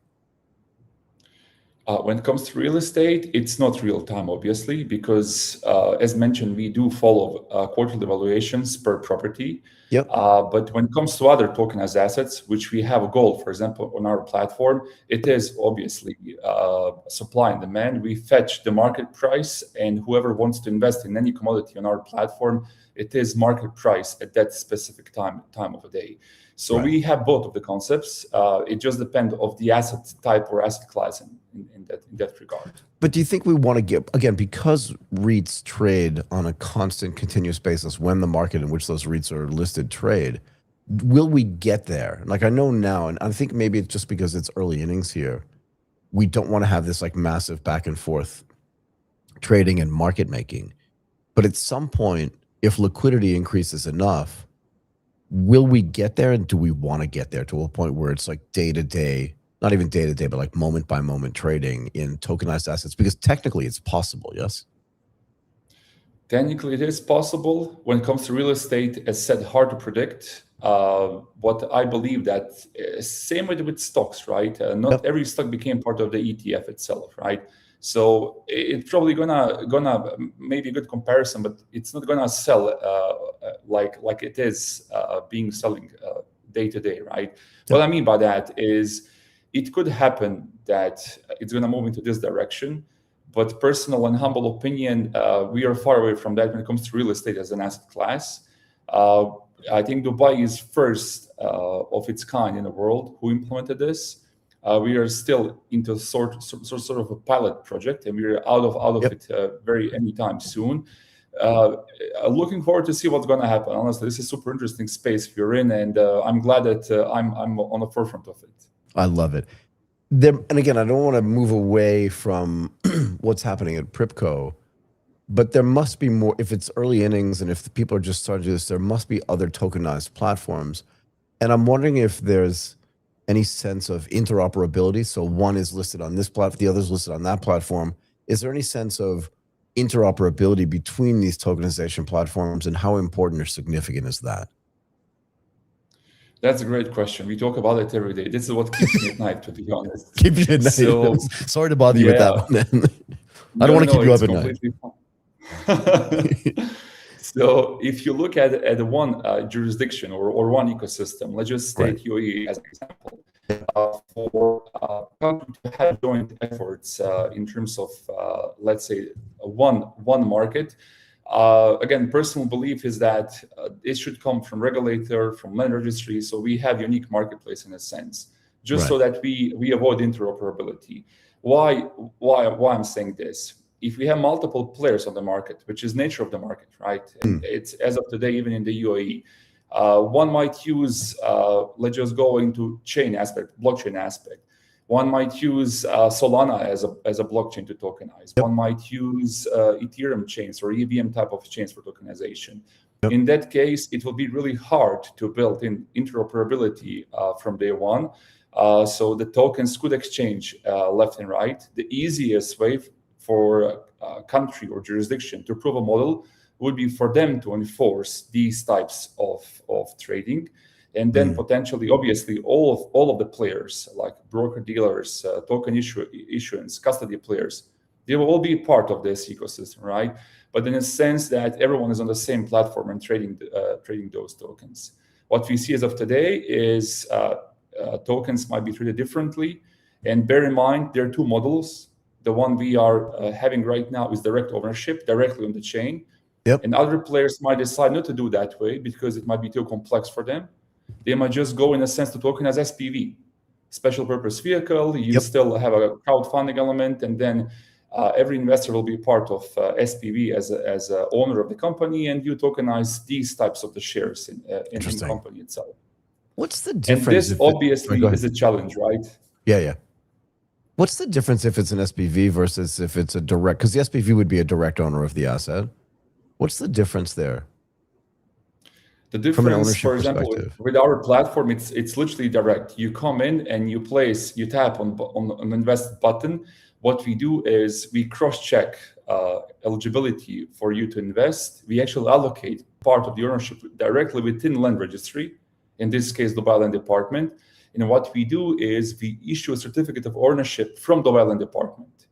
Now, this is exactly the you own piece of Dubai, right? Now, with SPV model is that, first of all, you need to create SPV as a company, right? You need to incorporate it somewhere. This is also, let's say, one type of jurisdiction you need to follow. Then what you need to do is then you tokenize SPV, right? Which is not direct purchase of land itself or unit itself, right? Then after you tokenize SPV, then you distribute tokens to shareholders. You got a difference, right? So it's different from ownership model, from operational model, and from every other aspects to it. So there are similarities, but what we know so far is that investors highly appreciate direct ownership. Yeah, I mean, I wouldn't see your name on it, no? Yeah, no, I agree. Frankly, I would not want to invest in a company that invests in another company. I agree. I don't love the SPV for this type of investment. There are certain other type of investments where a special purpose vehicle may make sense, but yeah, if I'm buying a piece of real estate, I want to own that piece of real estate. I don't want to own something that owns that piece of real estate because now I've got two levels of extraction away from it, and I'm just not interested in that at all. What kind of transparency is there when the asset itself is tokenized, in the sense of, do I get to know who the other owners are? If that makes sense, right? Because maybe I don't want to own a piece of property. Maybe nobody wants to own a piece of property that I own part of for some reason. I don't know why. I'm a pretty nice guy most of the time. But you know what I mean? Like, maybe you're like, no, you're not. There is no transparency in that sense. Actually, there's no transparency. Part of regulation. No, so only land registry knows who invested. But Michael doesn't know that Esmar invested as well, right? Okay. So you own your part. Obviously, when we upload an asset and make it available for investment, you see every detail, like with any asset class. You see ROI, you see, let's say, where property is being based, is it rented right now or not? How much will it pay you in a rental deal? So how much fees you're gonna pay? So all that is transparent. So we need to obviously do that. All investor disclosures are there. But when it comes to you knowing who else is there, it's just not in place. Again, regulatory requirement. But if you see SPV concepts, which is, let's say, DIFC concept, another SPV, you're technically obliged to disclose all other investors, which to some extent is not cool to know or cool to have, right? I was going to ask you that. What do you think about this? In other words, I know that KYC gets done and AML gets done before, so I shouldn't be dealing with somebody who's potentially nefarious, right? But maybe I don't want to invest if, like, a specific, because there's nothing stopping a company or a corporation from also being a tokenized investor in any specific asset. And let's say there is a company that I'm not particularly fond of is invested in this company. I mean, in this asset. Would I want to also be an investor in this thing at that level? And I'm just curious, from your perspective, like, why you think the regulators have decided that in this case I don't get to know who else is investing here? Because I'm going to a party, essentially. If I'm buying a tokenized asset, I'm going to a party with 10 people, maybe 100 other people. I kind of want to know who the people at the party are. No, that's true. But at the same time, you need to understand that a lot of people who are investors, apart from a simple KYC, which is, let's say, some sub-declaration forms, doing your selfie, liveliness check, uploading your document, there's also aspect of risk scoring of every investor. And some of them might be politically exposed persons, media-averse. It could be a lot of other things, right? So obviously, again, regulator will not even allow to trade, let's say, a full property in a sense, in case they are investors who doesn't, who belongs to this, let's say, gray area categories, right? What we do is we check multiple times the status of investor before even we tokenize an asset, which is important again, right? For you guys, yeah, for sure.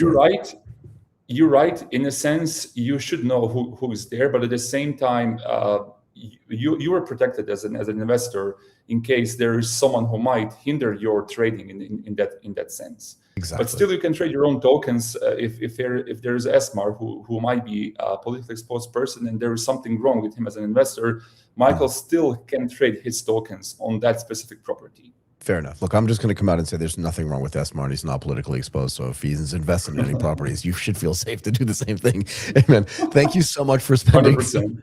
Exactly. Thank you so much for spending so much time with us doing this. It was a great conversation for me. I hope you enjoyed it as much as I did. And thanks again for taking the time to do this, man. I did. Thank you so much, Michael. Thanks for having me, and keep in touch. Absolutely. Thank you. Okay, Martin, let's bring in Alice Lee.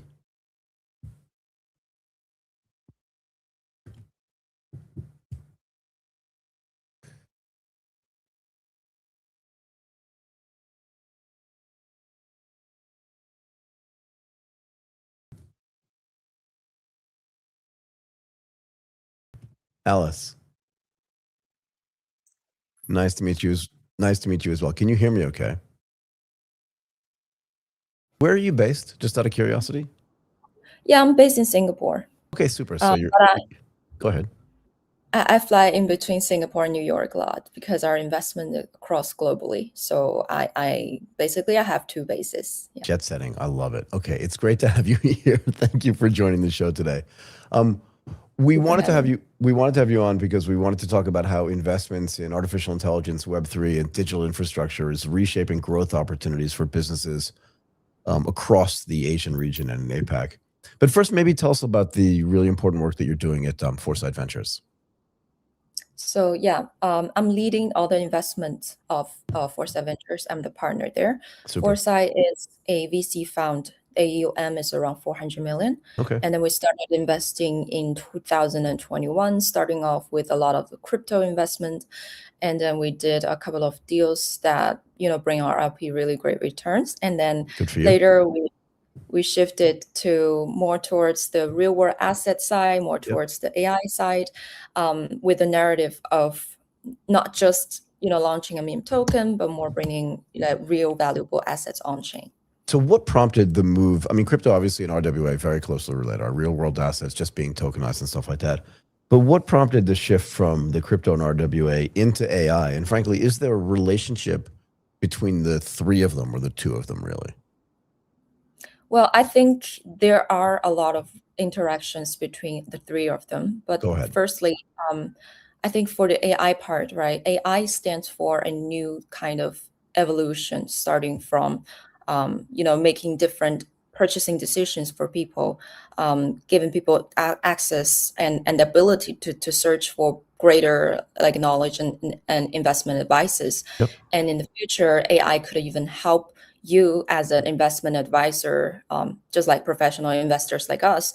We could train our own AI trading bots that can give advice to all the retail users, and then they could basically just use this AI bots as one of their many investment advisors. So I think there are definitely a lot of the efficiencies are being improved here, and then AI brings in a lot of the useful trading experiences and knowledges for all the crypto users as well as traditional users. But for crypto users, I would say they are the ones that are the early adopters, because naturally crypto users are more interested in new technologies and willing to take on the risk and adopt new innovations. That's why we see there's a huge overlap of the AI users, early AI users, and the crypto users. And then we started to invest in that sector very early on. Do you see a change in the sort of investment behavior of crypto users in the context of artificial intelligence when Bitcoin's at 120 and now that it's at 62? There are, honestly, what we've observed in the crypto world is definitely users are seeking for more returns on their funds, right? But if it's crypto world, if the crypto is the price is not performing as well, a lot of them will seek for advice on investment on the RWA world, which is tokenized stocks, tokenized gold, tokenized commodity. Yep. But with that being said, most of the crypto users don't really know about the traditional investments, or they want to learn more about the AI stocks and other very hot stocks, and then they would turn to AI, ask for advice. So we see it as a really great way to attract users and then convert them, and kind of shape their purchasing experience from the start. Right. Do we see a difference? How can I say this the right way? In the old days, so like 5 or 6 years ago, it's not that long ago, there was a certain persona, a certain personality type that would invest in crypto. And these were, people that were very interested in like differentiated risk, associated risk, right? And I'm wondering if that's changed over time, and if there's sort of a bifurcation between the crypto investors that do understand real world assets and regular equities and bonds and real estate, and those that don't. And do they change the way that their investments take place outside of the crypto world, if that makes sense? I would say the persona of crypto users is becoming more and more mature. And then, Okay. if you go to different exchanges, analyze their users, actually, it's relatively still young, of course, at the 30s, male dominated. Is it But still? Yeah. yeah, but compared with a couple of years ago, when you Hmm. go to different events and then you see folks like at their 18 or like 20s, I would say the crypto user is growing more mature, and then it's attracting more like everyone, like normal people. Even if I'm like visiting US, a lot of the times, taxi drivers would just tell me that they have some bags in Bitcoin, Ethereum. So it's becoming like more and more normalized. More and more mainstreamed, yeah. Yes. So how is the AI and sort of Web3 or crypto investment landscape in APAC evolving, let's just say in 2026, because that's just where we are right now? And how informed is it by what's taking place outside of this region? In other words, are people in this region looking outside and going, this is what's happening in the West, this is what we should be doing here? Yeah, I would say I went from US and then Singapore a lot of times. And then, most of the time you find that people in the Silicon Valley are very excited about the base models, and then, building niche models on top of all the ChatGPT or Cloud, etc. So I would say like tech driven will still be the mainstream for the US side, but for the Asian ventures and companies, they're more interested in the application side. As part of the part of the reason is like all the GPUs and all the datas are probably US companies have an advantage on that, but for Asian companies, they are good at distribution. They're good at finding real use cases for consumers. And then it's true that we have more users in Asia, especially in mainland China, in Hong Kong, in Singapore, and Southeast Asia. There are like huge demands for these AI tools. It's just people don't really know how to use it in a very simple way, and then that's what we see most of the AI companies are trying to build like front-end app to accommodate that demand. So where do you see the biggest opportunities for people to build? In other words, if I'm a founder and I'm interested in AI and I want to get an investment from an investor, but also to have an impact on the economy as a whole, right? To be fair, as a founder, I don't really care what it takes to get investment from my company. I want to build something that actually makes a difference, that actually has impact. Where are the places where you think there is the most impact in APAC? Just feeding on top of what you were already talking about. Like what kind of apps, what kind of business should people be building here that are different than the sort of, as you said, foundational models that are getting built in the United States? Yeah, for sure. I think there are still gaps in a lot of the everyday use cases, including, AI shopping and AI trading, and the intersection between AI and Web3 trading. So there are a lot of things that you can try to build on.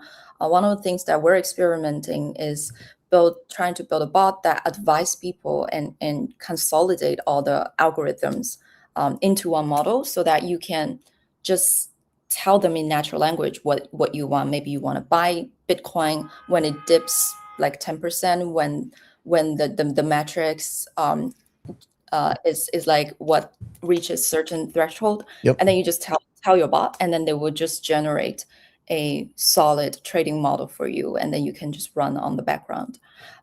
That's something that we're very excited, because I think most of the people have an idea. It's just they don't have the ability to build very solid mechanisms behind it.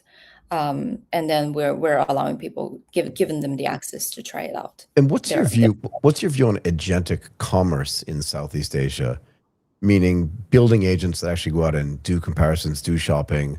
And what do you think the impact is going to be on not just marketplaces, but the other places where sort of shopping takes place, like Instagram, like TikTok, and also even Facebook, I think people still shop on Facebook, yeah? Yeah, exactly. I think speaking of these big giant companies, they definitely feel the threat of having AI interrupt all kinds of purchasing behavior for people. Yep. So they do have a lot of the innovation happening in-house. We see Google come up with their own agentic payment network. We see Stripe also put forward a lot of the frameworks, etc. For agentic payments, Yeah, even for Visa and MasterCards, they're doing this AI only, for like the credit card specified for AI bots that allow them to act like a normal user, but also limit their purchase per every time, so that they could fit, like the AI bots can fit into everyday's like payment rails. Right. But I think like it's still pretty far from having an AI to make this purchasing decision for you, and then you are happy with the results, and then they can execute the trade. So there are a lot of gaps to fill. One of the first thing is definitely the trust issue. You have to make sure that they don't spend your money. And the second thing is, how are you going to make sure that AI finds exactly what you want, without any hallucination, without any misunderstanding? If it has to check upon, come back and have your approval every time, does it really makes the shopping experience more simplified or more complex? Right. So I have a lot. Sorry, go ahead. I was just gonna say, like, I have a lot of friends that do a lot of shopping on Instagram, on TikTok, and even on Facebook. And to be fair, some of it takes place on Shopee and on Lazada. So like all 5 of these places. But a lot of the times, and I know the way I shop too, like I'll look, and I'll be like, not today, kind of. Do you know what I mean? Where I almost buy, or my friends almost buy, and like I'll wait until Thursday, whatever the time frame is. Like, where does agentic AI commerce come in? Agentic commerce come in when that's the way it seems to me like most people shop? Like, do we think this is actually going to be a big change for people, or is it really just going to be used for product discovery, in your opinion? I think as of now, people are comfortable with AI participating in the product discovery part, but in the future, there are different customers, right? Lazy customers like me. I would love to delegate all the. Come on, you can't be lazy. Go ahead. All the. I love when a VC tells me she's lazy, but sorry, go ahead. Yeah, because when I'm busy at work, sometimes I forget to order takeout.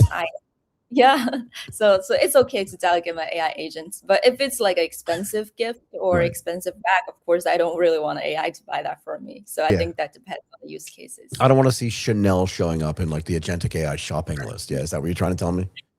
I like how you put your head in your hand. You're like, how did he know, kind of thing.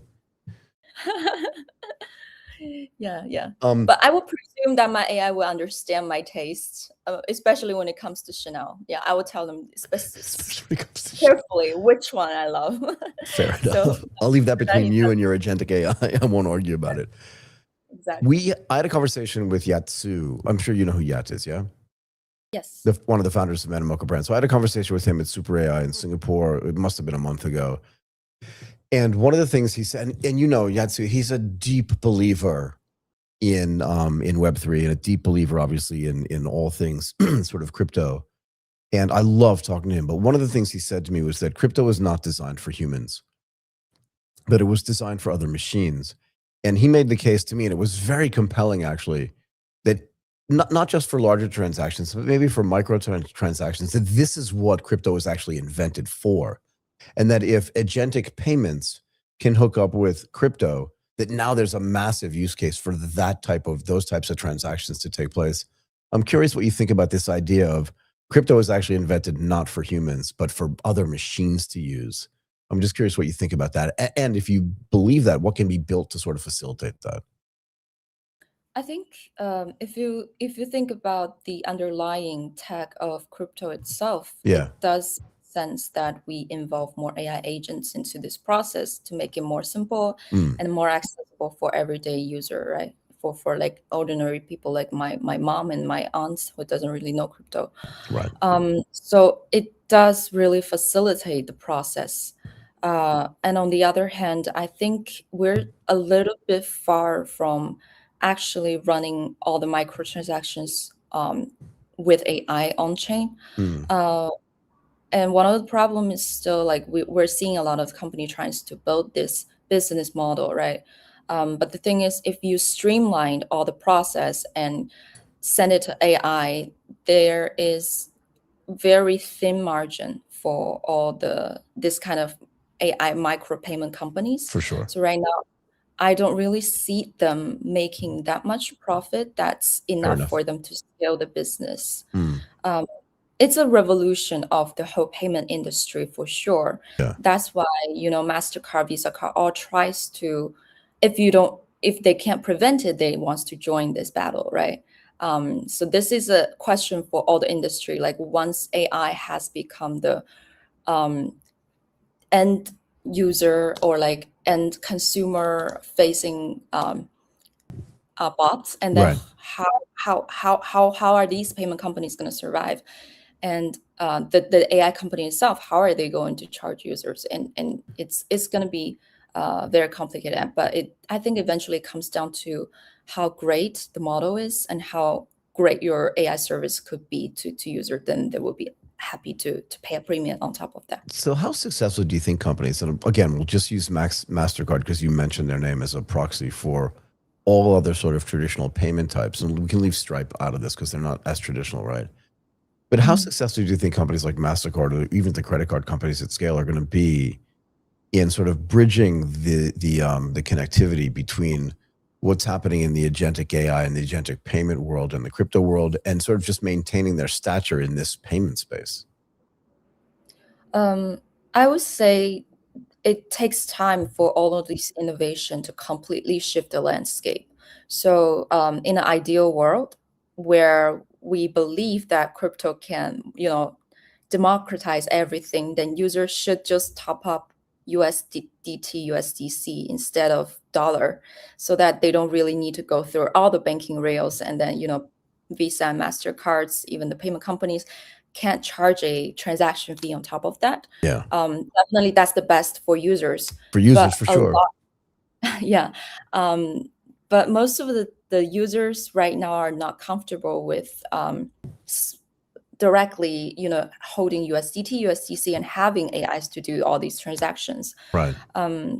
So I think the intermediary state would be, Visa and MasterCard plays still a role in this process, and then they are the layer of trust. Traditional institutions are the layer of trust for all the AI companies and AI payment, AI agentic commerce companies. So I would make the case that we have a generational problem here. And I have one more thing I want to ask you, and I'll let you go. But I have a feeling we have a generational problem here, right? Because I don't think the next generation is going to not trust what's happening in the agentic world. And I don't think they're going to want to pay the 3% transaction fees that credit card companies are paying. And I think we run a real risk of credit card companies having like a Kodak moment. But that's just my own opinion. What do you think it's going to take for people to feel comfortable owning USDT and USDC? And then I'll let you go. I would say that firstly, the regulation, right now you have US governments putting out a lot of the Stablecoin Act, Genius Act to kind of frame the stablecoin landscape, and then basically treating stablecoin on chain as the real US dollar. And then with this regulation in place, all of the more institutions will come into bridging the liquidity and on-off ramps for US for US stable coins, and that's one step. And then in the future, I believe there will be more countries, happy to put forward more advanced stablecoin regulatories, and then the other local banks will follow, and then we have more local stablecoins in Singapore dollars, in Hong Kong dollars, etc. That's when around the globe people can use crypto just as fiat. That's when the layer of trust will be more complete, and then ready to use for everyday users. Super. Okay, I'm gonna let you go, Alice. Thank you so much for. You're in Singapore now, or you're in New York? You're not going to New York now. You're in Singapore. I'm in Singapore right now. Good, because otherwise it'd be way too late if you're in New York. Thank you so much for coming and doing this. I really appreciate it. It was great to meet you, and I hope you have as much Chanel as you can possibly take. It was great to meet you. You hope so too. Great. So much. Thank you again. Okay. Bye-bye. Let's stay. Okay, Martin, let us bring in our good friend Cal.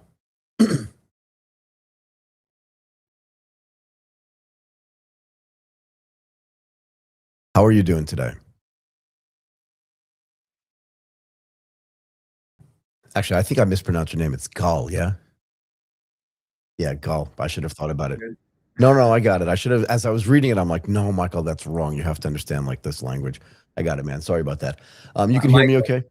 Yeah, I can hear you. Very good. No, I'm saying like my last name is the problem. My first name is easy. What's the problem with your last name? How do you pronounce it? I mean, I'm just reading Malachi. It's Malachi, but you can call me Malachi. But then you have a CH problem, right? Because yeah, I get it, but you have to understand the derivation of the name, and then it's obvious it's Malachi. And to be fair, if you know it's Gal, you should probably default to Malachi. But most people can't make that sound. This is true. Yeah. Anyway. No, but you were excellent on that. Yeah. Oh, that's my bad. Anyway, okay. Look, it's great to have you here, CTO and co-founder of Terra. We wanted to have you on because we wanted to talk about how AI-powered continuous pen testing, or for people that aren't familiar, penetration testing, will help businesses identify and eliminate exploitable risk faster. But first, tell us a little bit about the work you do at Terra Security. Wonderful. So Terra Security founded late 2024, actually the beginning of 2025, started in solving one of the hardest problems in cybersecurity to date, which is penetration testing. In Terra, first of all, my name is Gal. I'm co-founder and CTO of Terra Security. I'm doing product and technology. So everything around, everything technical or product related, I can answer, and I'm happy to talk about. Go ahead. Good. So can I ask you this? Why are so many security companies founded in Tel Aviv? Why are you guys so good at this? And why do you care so much about it? Yeah.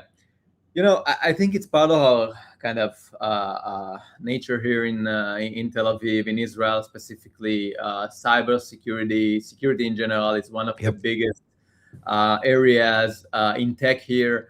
We have a lot of very good talent.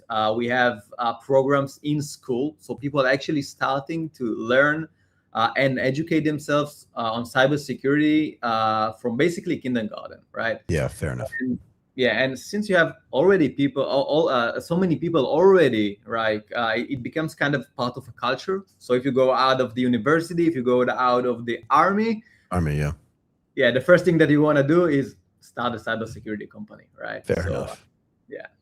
So what does the competition do to the way you guys interact as well, right? Because you're right. So if you go, every Israeli adult goes into the army, and because you're getting trained in cybersecurity or some type of security from, like you said, from kindergarten, the talent level has to be super high. True. And of course, we know in Startup Nation that the competition gets really high. How does it help the innovation that's actually happening in the cyberspace? This is actually excellent question, actually. So, the way I like to think about it, and to give you Terra as an example, when we started, we were the first company in Israel doing pen testing. We were so early into this game, right? Agentic pen testing. And it was kind of a blue ocean, right? And now there's at least 5 different players in this space in Israel alone, not talking about the US and and Europe and all of that. And For me, especially, it's first of all helps a lot with market education, because when we went out of stealth, we were working very hard on educating the market about pen testing, agentic pen testing, and so on. So this is one thing. The second thing, it pushes you to become better. And this is the nice thing about competition. And I haven't realized it, truly until, we were not alone anymore in this game. And now you have to excel. It's not just you in front of the customers. Now it's you in front of the market together with your competitors. And now you need to speak about your strengths and, what you do, what is your differentiator, and why you and not other company. And this is very, very tough to do when you have so many competitors, but it also pushes you, to be the best if you are not afraid of the situation, but you actually embrace it and understand that this is the true nature of competition. Yeah, I'm never afraid of competition. I want more people to compete with so I can keep getting better. Why does the market need, like, I would think today, in the middle of 2026, that the market should be educated at least about sort of pen testing in general. Yeah. But what do they know about agentic pen testing, and what should they know? Like, what don't they know? What should they know? Because in a way, I feel like it's a completely different animal. Yeah. So I think, first of all, this shift from pen testing in general, if we are going back, was human-led, services-based business. It means that it has almost zero automation, and the automation that it had wasn't that successful, to be honest, specifically in areas of highly non-deterministic spaces like web applications, right? Yep. So people used to think about pen testing as point-in-time exercise they do for compliance, not because this is the right thing to do, because the technology that we had, until, I don't know, like pretty recently, to be honest, wasn't allowing us to do something else, right? Actually solve it in a better way. So the first thing is like not point in time anymore, continuous. And the second thing that I'm seeing is that companies still think on pen testing, and specifically agentic pen testing, as better scanner, right? And it's not that we are,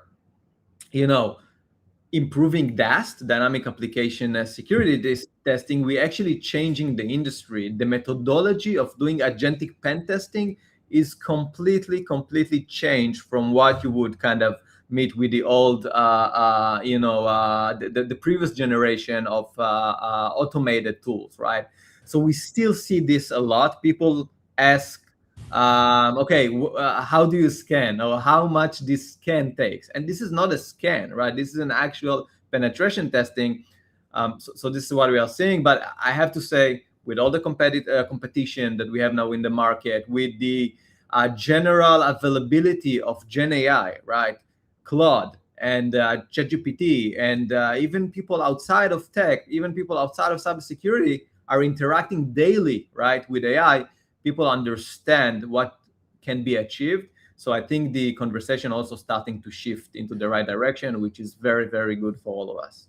So you make a really good point. Like in the old days, right, before agentic pen testing or agentic AI was possible, you would have this point in time stuff, which meant that I'm gonna make something up, and again, you can tell me if I'm wrong. Let's just say once every 2 months or 3 months, you would just go, we have to tick this box and do a little penetration testing, and make sure that our periphery, and I talk about this a lot, around our company was protected. And if it is, that's fine. And to me, sort of that model kind of feels like, I have a house, I have no windows in my house, I have a front door, and I've got a guy standing at the front door once every 3 months going, is anybody trying to get in here?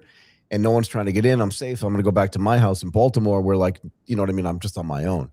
Yeah. But now we don't have one door. We've got windows everywhere. We've got doors everywhere. I could pick a number. It could be 1,000. It could be 1,000,000, but it's dynamic. It's changing all the time. And frankly, the location of the doors and the strength of the doors is changing all the time, which leads to continuous pen testing.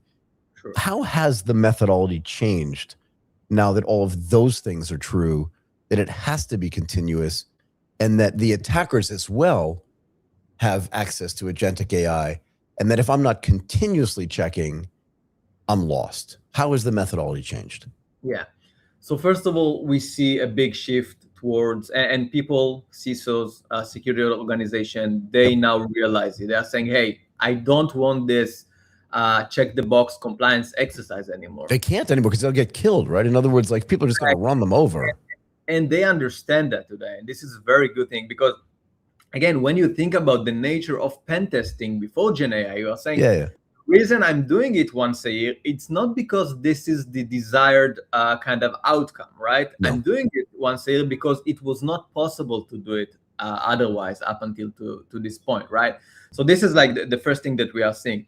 The second thing is that people understand the strength and advantages of doing things with AI agentically all the time. And they want to participate in this exercise. They want to contribute to this exercise, and they want to give you more context. They want to do, let's say, shifting from black box testing into white box testing. So we are seeing customers say, hey, take our source code, take our configuration, take our infrastructure as code repositories, take roles, take permissions, take documentations, right? And actually do deep testing all the time, everywhere, every day, every second. And this is a shift that we are seeing because up until now, they were saying, hey, you know what?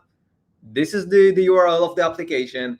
This is the net blocks, if we are talking about network, and just go figure this thing out by yourself and give us the results. Not the scenario anymore, right? They want to participate and they are willing to provide more data, more context, because they realize, as well as the rest of the industry, that agents are very, very, very good, and they become very close to the most talented humans, specifically hackers in our industry, when they have the context and tools, right? So this is another big shift that we are seeing, and this is a shift in the right direction, 100%. So, Gal, what do the agents learn when they're doing this continuous pen testing, right? Because again, in the old days, you said once a year, which surprised me. I don't know if that was a Freudian slip or not, but like I would probably guess once a quarter, but I'll go with your once a year thing. It must have been the testing must have been so voluminous that it was just so hard to do on a manual basis that they were just like, well, let's just do this in November when it's like, you know what I mean, when nothing else is going on. Yeah. But now that you have agents out there, they shouldn't just be doing things. They should be learning things as well, and then giving feedback to the CISOs and the SOCs so that they can understand, like, what are the new things that we have to do? What are the new threats? Or what's a better way to do? You've told me to do this, but shouldn't I be doing that? Like, what is that process, that iteration process and that learning process like? And another excellent question. So, it's not just about the testing itself. It's a lot more than that, because when you think about even the very basic retest process that you have pen testing, this was a manual process. It took weeks, if not months, to fix something or potentially fix something, and then go and ask the vendor to retest it for you. For sure. Right? Now it happens like in an hour, in a minute, right? Because agents can also do retest at scale. So it's not just about the exploitation itself. It's about the entire engagement or the entire operations of doing pen testing that is changing. This is one. The second, since the agents live in your network, since they understand the application more than you, they can do code review at scale. They can, unlike service-based practices, which cover 7 to 10% of your attack surface, they do it 100% attack surface 100% of the time, right? So the engagement itself changes, and instead of waiting and being reactive, now you are proactive, because once you find something, once you find a vulnerability, you go and investigate. And when I'm saying you go, the agent goes and investigates. Right. Yeah, it goes in exactly what can be done. What's the impact of it? So the question of impact becomes so important. But it's we are not stopping there. Once we understand what's possible, once we understand the impact, then we can also suggest remediation. And it's not just a suggestion anymore. We can also fix the problem for you. And if we are able to fix the problem for you, we can also do the retest. So instead of being kind of reactive, and instead of spending months on this engagement that started 6 months ago, and we are still fixing and and we have like this endless email exchanges with the provider that is doing this exercise for us. Suddenly the provider suggesting fixes that we can, in a click of a button, merge and fix the issues and get them retested, right? So the entire it's a bigger shift than just the practice itself. For sure. One more thing and then I'll let you go. Sure. Again, in the old days, if you were doing this penetration testing on a sort of non-regular basis, it also meant that you had time, for better or for worse, to be sort of deliberate and considered when you thought about, okay, here are all the issues we have. 7 of these are noise, 3 of them are signals. Let's make a decision on how to interdict. Yeah. Do we run the risk now, though, that it's continuous, that something may pop up and look really scary, which in fact is not, and people start reacting to that? Like, how do you build the right engineering system around this so that you can filter out most of the noise and see the real signals? Yeah, that's amazing. So I would put it like that. Pen testing actually is changing from being this exercise that you do for finding holes to understanding the impact. Now, once you understand the impact, it's very easy to prioritize, the list of endless. I would say before that they were potential vulnerabilities. Now they are validated with their impact. So this exercise of managing huge backlogs of potential vulnerabilities across your web application, cloud, network, mobile, it's basically won't exist anymore. And this how we see that in Terra security. We want to be the validation layer of all attack surfaces, because we don't just tell you, hey, you have something potential. I will say, hey, this is an actual hole. This is the impact of it. This is the fix of it. So, and the rest of the things, we don't care about them, because they are becoming from potential vulnerabilities into something that has no business impact, or has no impact at all, right? So it's like looking at a problem from, I think, a completely different angle, if it makes sense. Got it. Okay. I want to apologize to you again for getting your last name wrong. If I had gotten Gal right from the beginning, the Mem Lamed Aleph Kaf thing would have been simpler to figure out, but it took me a while to figure it out, and I'm sorry about that. You were amazing as a guest. Thank you so much for doing this. Thank you so much, and I really appreciate your time. Really good stuff. I hope you enjoyed it as much as I did. Absolutely. Thank you so much. It's my pleasure. Bye for now. Okay, Martin, let's bring in our next guest, Brandon.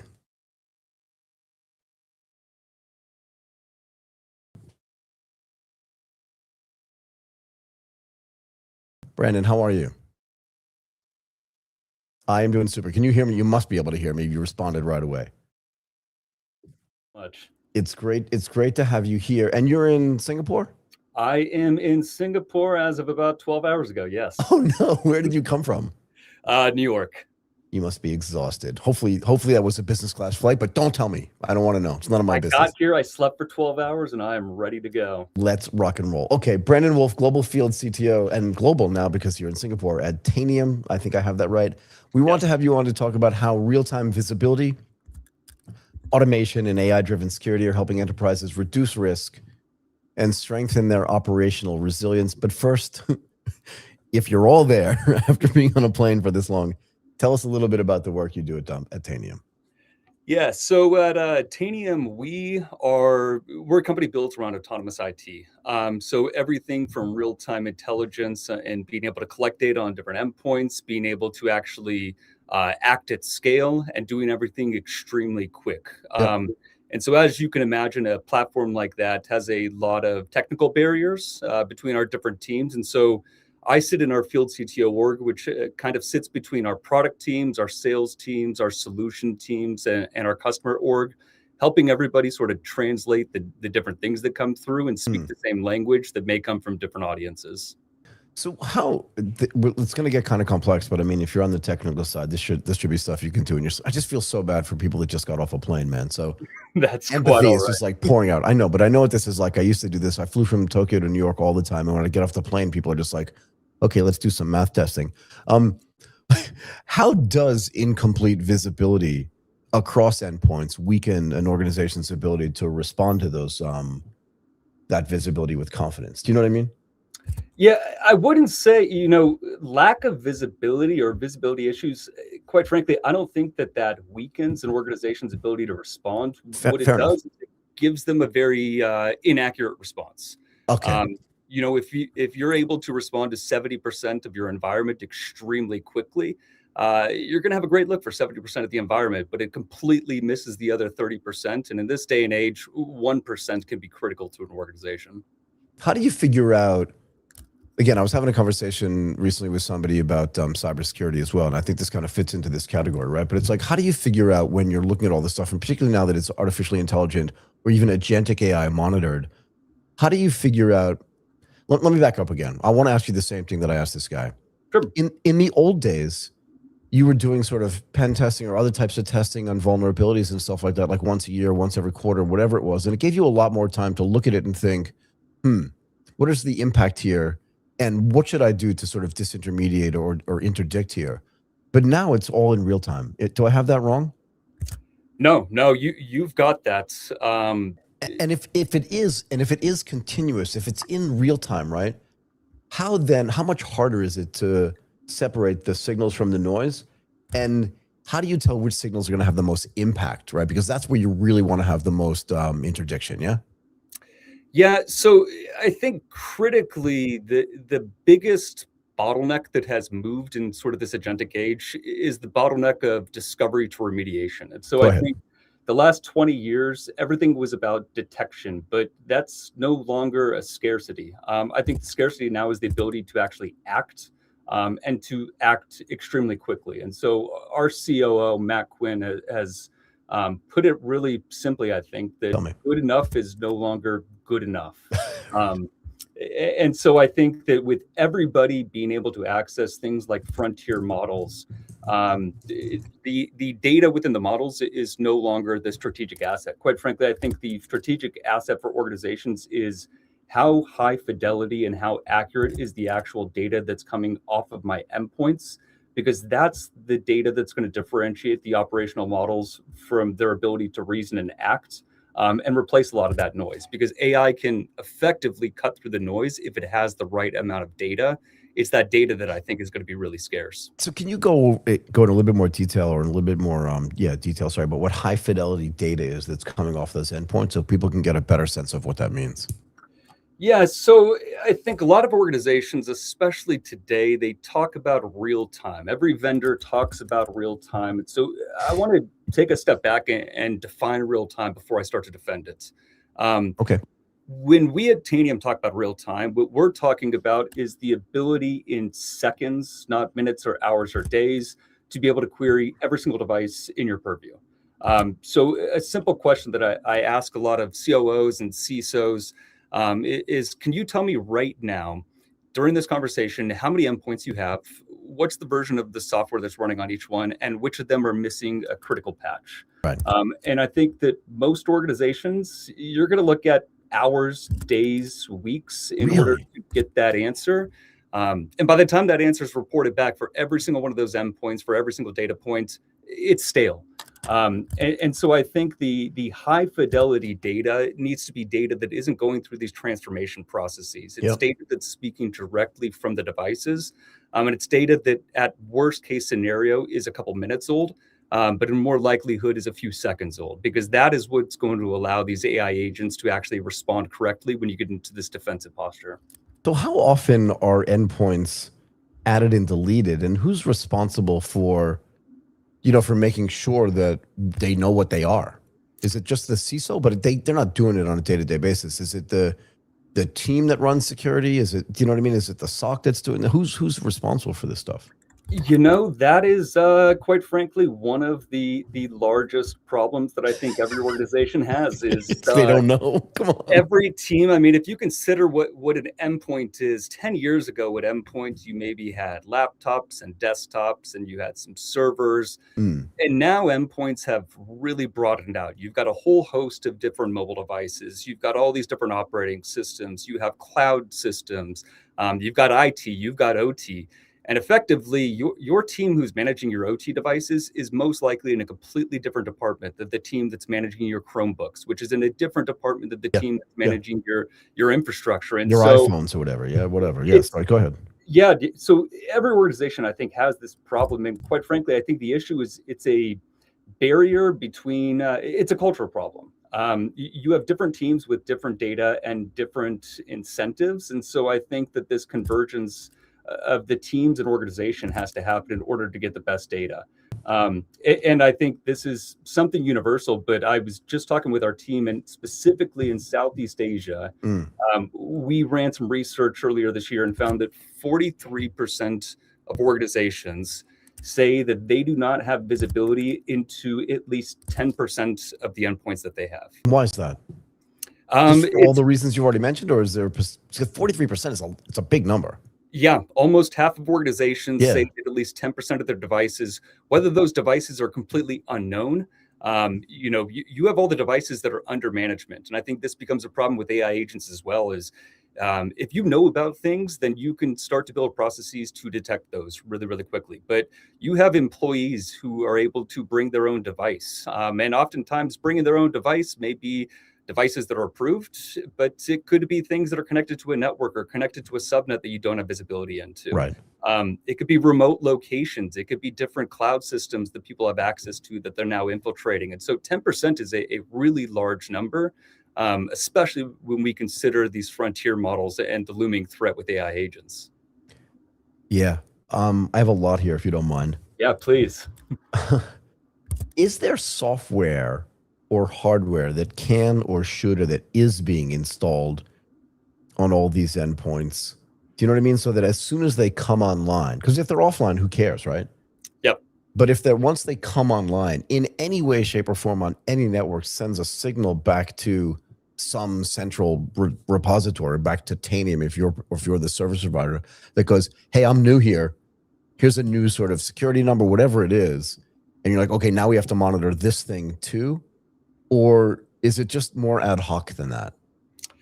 No, I think, well, do you know what I mean? Because can I just run through this? Because then if the Chromium department is different than the iPhone department, which is different than the iPad department, which is different than I bring my own device department.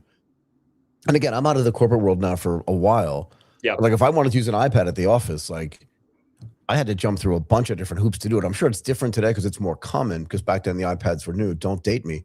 But you understand the point. Don't laugh either. That's not nice. But you understand the point, right?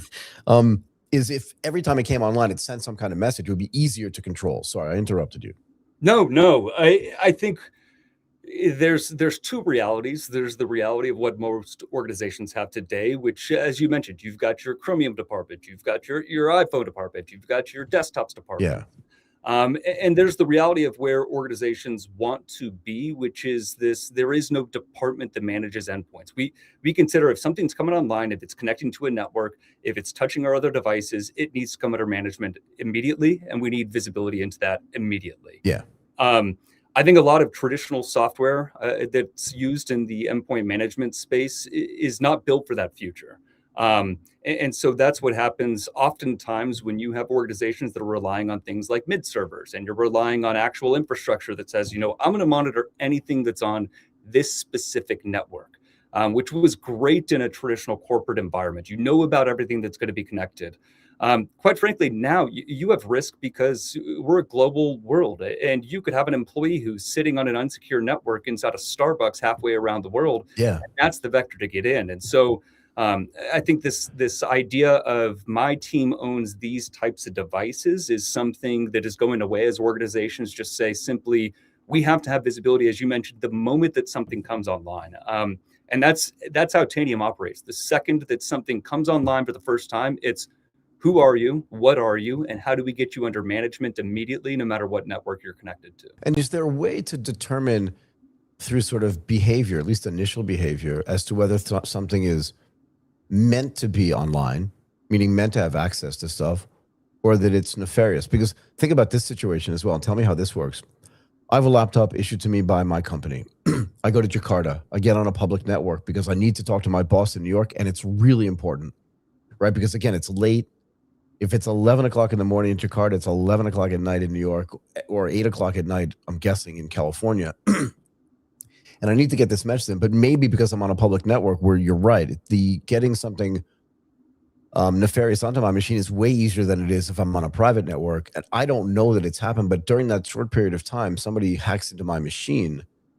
Like, how can we tell behaviorally with software, maybe Tanium does this as well, that thing should actually just get shut down in my access? Because if I don't have access, I can call my boss on a phone and go, dude, look, I'm really sorry, but I can't get in, and maybe there's something wrong on my machine, kind of thing, as opposed to I'm just drunk in a bar somewhere in Tokyo, kind of thing.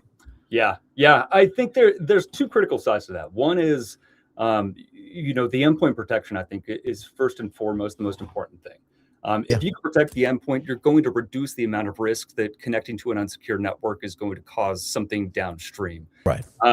The other side of that, though, is I think that more and more organizations are looking at how do we predict the type of behavior, or how do we monitor the behavior that's happening so that we can detect something anomalous like that. And quite frankly, the only way that you're going to be able to detect something anomalous like that and shut it down at the right time is by leveraging something that has real-time data. If you're looking at something an hour later and saying, hey, we looked at the log, something was going on, they're already in your system. So you have to have that visibility that works at the speed of where everything's moving to, kind of the speed of AI, where things are happening in seconds or fractions of a second. Anything that happens minutes or hours later is too late. So how has the speed and, frankly, the agility of agentic AI changed like this entire equation? Because again, in the old days, 6 months ago, I could be in a coffee shop in Jakarta, and I really only had to worry about humans trying to hack in. And there were some automated ways to do this, but they weren't as sophisticated and they weren't as fast and agile. But now that the sort of attackers have access to agentic AI as well, how has this changed the equation?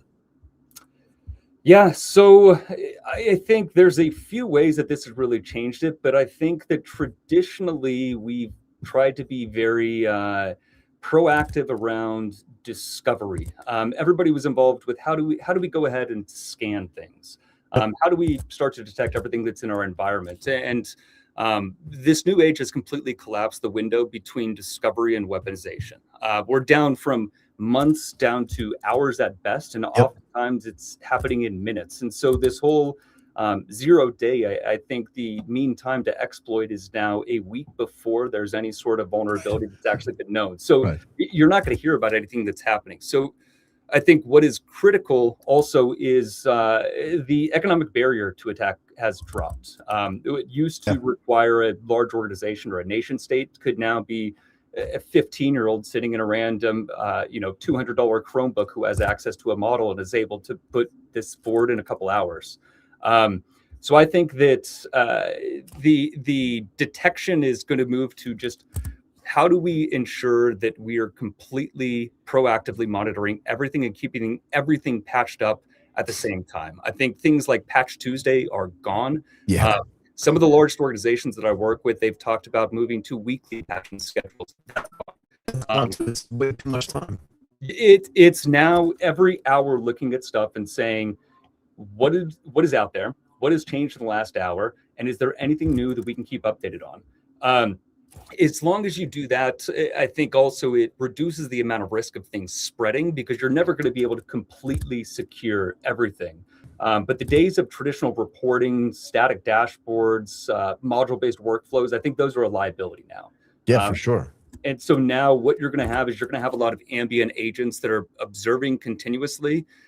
They're surfacing issues before anybody asks about it.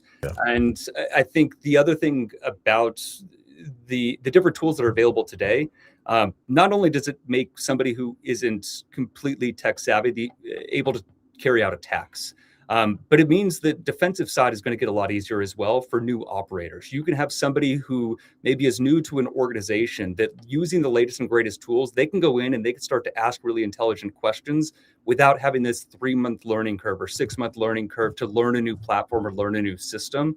I think everything is becoming easier to use, for better or worse. Can I make a case just for the viewers and our listeners here? One of the things you said was you can be a 15-year-old in the basement and still have access to these tools. But isn't the real problem excuse me, the fact that the costs have become so low that even though it's not a nation state, it can still be a highly organized organization sitting in a country that's not that concerned about housing attackers, and that they can literally build warehouses filled with computers that are high powered at low cost that can produce agentic AI attacks in a way that never could have happened before. Absolutely. And there's really no effective means to stop that. The only defense for autonomous attacks, I think, is autonomous defense. Yeah. And so you have to be able to move at the speed at which attackers are able to attack. And if you can have an exploit that comes out in a matter of minutes, what's going to be critical on the defensive side is being able to see the moment that something starts happening on a system, whether that's, as you'd mentioned, user action, or whether that's something within a supply chain on your software bill of materials that happens unauthorized. And the moment that happens, being able to have agents on the system that say, hey, we think something is wrong, we're going to shut it down, we're going to cut off access to this. The ability to scan and say, hey, there's something on your machine that started an hour ago. By the time you're finished scanning, it's completely gone through. And so I think the defensive posture of being able to move at the speed of AI is really the only way that you're going to be able to combat that. Okay. Brandon, I'm going to let you go.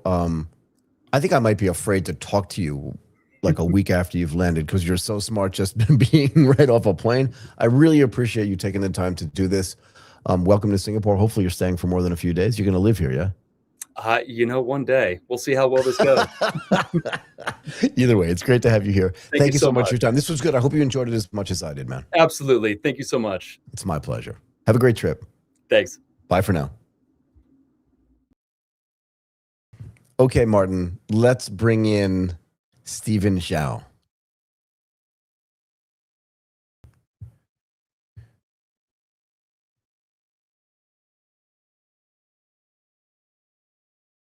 Stephen, how are you? Stephen, can you hear me okay?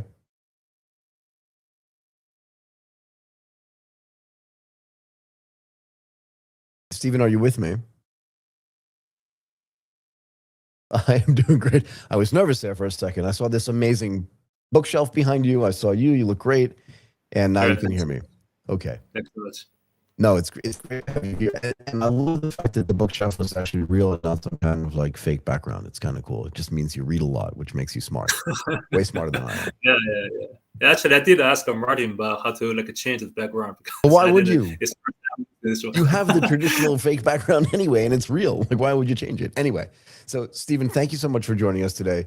We wanted to have you on because we wanted to talk about how digital trade infrastructure could reduce friction, risk, and financing costs for global businesses. But first, maybe tell us a little bit about TradeGo and a little bit about the genesis of TradeGo as well. Great. Thanks so much, Len. And such a pleasure to have us here today. And Thank you. So TradeGo is a Singapore company, and it's we call a trade tech company. So we have like a 10 strategy shareholders from different industry, like Saudi Aramco, Mitsui, PetroChina, Sinochem, this from the trading sector, and also some banks like a Macquarie from Australia, Bank of China, China Construction Bank, and some carriers like Costco Energy, China Merchant Energy, also a tech company called Wanxiang Blockchain. So our goal is try to digitize the international trade. So we have a few products, and one of them we call the paperless trading. So that's involved like all the e-bills, all the documents we need to do in the trade. In these days, we want to digitize it. What is the benefit? Like, I think I know what it is, but I mean, just for the viewers and for listeners, what's the benefit of having all of these stakeholders come together, build this company, and then bring all of their own expertise into TradeGo to sort of solve this problem? Because it's a multi-layered and a multi-factored problem that needs to get solved. Yes. Yeah, that's absolutely right. It's a great question, actually. I think different shareholders, the investors from the different view. From the trading side, they want to facilitate their trade. They want to make things easier. And I think from the bank side, more about like a compliance. and also from the carrier side. I think the bank and the carrier, they just facilitate from the different angle, from the financial and from the logistic. Yep. So everybody believe, future there will be paperless. So why not we should start looking at it? Yeah. So where does all this stuff fit in? Like, how is the digital trade infrastructure evolving? Okay. In Asia, and where does the bill of lading actually fit inside this? I feel like that's the central part of this whole thing. But tell people like where that actually fits in. Cool. Yeah. So across the Asia, the government, large-scale carriers are speeding up, policy upgrade and digital infrastructure deployment. Countries like Singapore and China, they roll out the laws to legally recognize electronic bill of lading, as the core component. The EBL serves as a foundational data carrier. It connects shipper, carrier, banks, consignees on a shared digital framework, and it shortened the document transit time, and also reduce the manual error, and enable compliance with the EUCP rules. For the letter of credit transactions, without the widely adopted EBL, end-to-end digital trade cannot be achieved. Why did it take all these different companies to get together to build this, or was it just too hard for sort of a typical startup guy and gal to get together and be like, oh, this trade infrastructure thing needs to be disrupted? You know what I mean? Because this happens in the insurance industry, in the banking industry, in the trading industry. People get together like, I can solve this on my own, but this feels like something that's unsolvable by just like people that have never been involved in the industry. Yeah, because I think this is about more like a changing habits. The trading habits is like the EBL is already exists 500 or 600 years. People they get used to this and they don't want to change, and it involves so many different sectors. The stakeholders. It's not a cross-border trading. It's not a one country, different regulation, different practice, different habits. I think that's why make it so difficult to do it. How does cross-border trade change once all of this stuff gets actually implemented in a way that's accessible to more and more companies and more businesses? Right. That's actually, this is the thing I'm imagining every day. How's the future trade look like? Yeah. What does it look like? I'm curious. Okay, so from our view, once this we're talking about first of all, we're talking about interoperability. So that's the thing we believe it must be happened. Before that, all these platform solution providers they would operate isolatedly. So but it's just like internet before, because it became internet. It's like small lines, and then we need a big network and involve all the parties. So once this cross-platform interoperability became like a mainstream, the whole ecosystem will switch towards open collaboration rather than closed platform competition. Banks can retrieve verified cargo data directly from the authorized EBL platforms automatically. And manual document checking for original paper bill will be disappear, and which greatly cut down the discrepancy related risk under the LC transactions. Also, the funding application for the suppliers will be processed faster based on the real-time cargo information. The whole industry will build a trusted, a real-time update and a supply chain finance network covering. This will cover the cargo owner, carrier, and the financial institutions.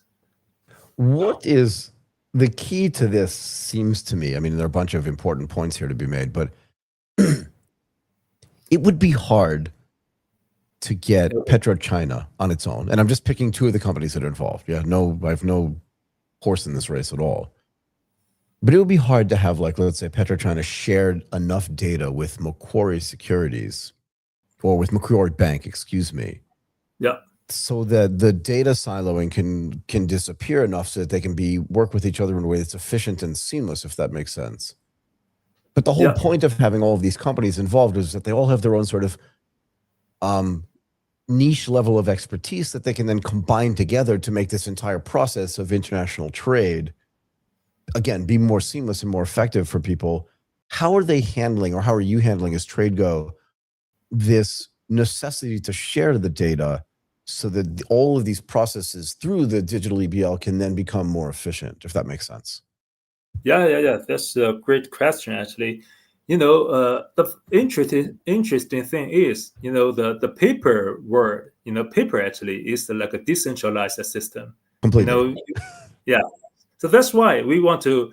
I think we should stick this way because we believe the data privacy or this like a confidential things is definitely the key of the international trade. And we should stick this way, and that's why we're choosing blockchain, also the distribution ledger technology. And I think we believe this will keep the data used like a distributed ledger. It's not a centralized system, and we can, and also they will prevent the data transfer, cross-border transfer issues for the companies as well. Is there a specific distributed ledger technology that's being used?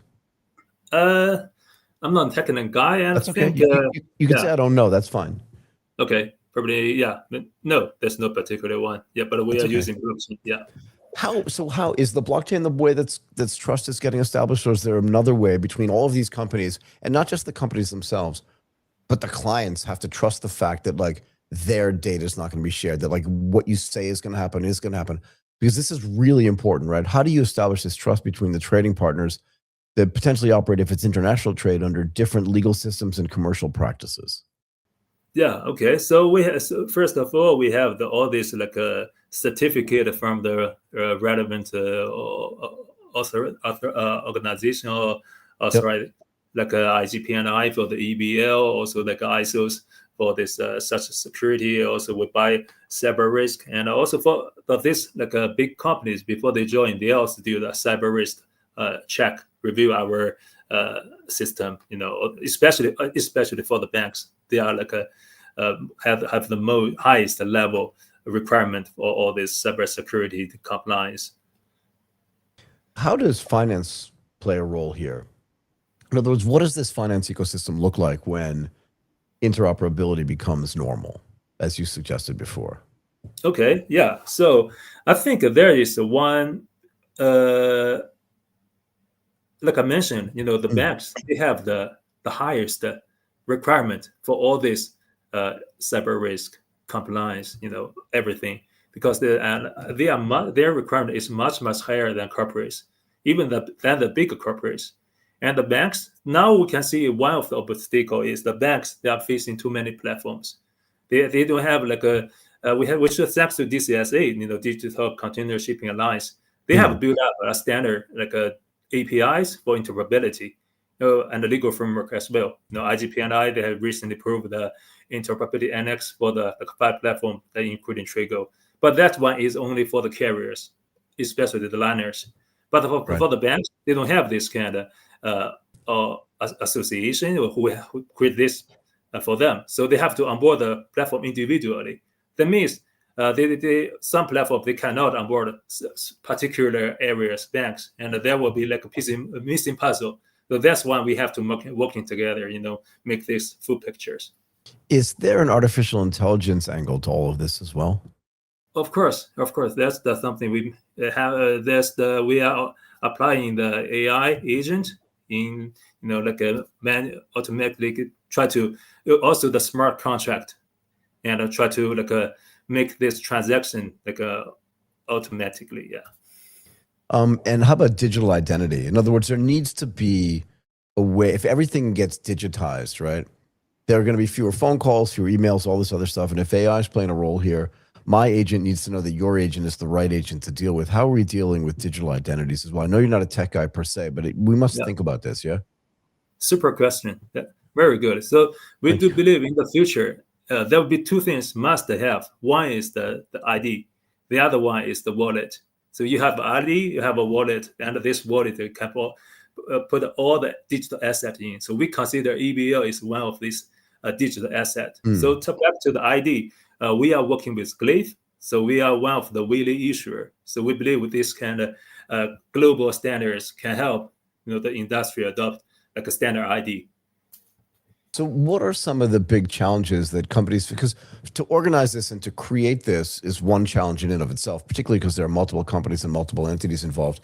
But what are the challenges companies face for them, your potential clients, when they're adopting something that's standardized as a digital trade solution, when in the past, I'm presuming it's been very, very fragmented? Okay, yeah, all right. So we talk about. I have spoke about the interoperability between the EBO platforms. That's a pinpoint. The platform they used to operate in isolation. And like I said, thanks to DCSE, they provide such standards. So that's part is almost a sort. And secondly, for these corporates, they have their own internal systems, but the thing is when you integrate with the system, there always be a cost. Another thing is we call the operation frictions. Due to the current internal regulations. Sure. Some banks they cannot directly upload the external files to their document checking system. Even that is already electronic files, but it have to be print first, then scan, upload. That's the one thing we kind of started now because it's the internal regulations. And the third one is that that's just you mentioned the data. We have the data regulations. Different countries have different data regulations, and there can be an extra compliance burden. The enterprise, especially the large ones, they are facing the challenge with the cross-border data transfer regulations. Also, SMEs, sometimes they do worry about the data security and also the information. Yeah. Do we think that they're going to be? We talked a lot about interoperability, right, through these multiple and fragmented EBL systems. Yeah. Do we think over time, I don't know, 6-7 years from now, pick a time, it doesn't really matter to me. But I always have this feeling that all of this activity, particularly in the digital world, consolidates down to 2 or 3 different providers. So I'll give you an example.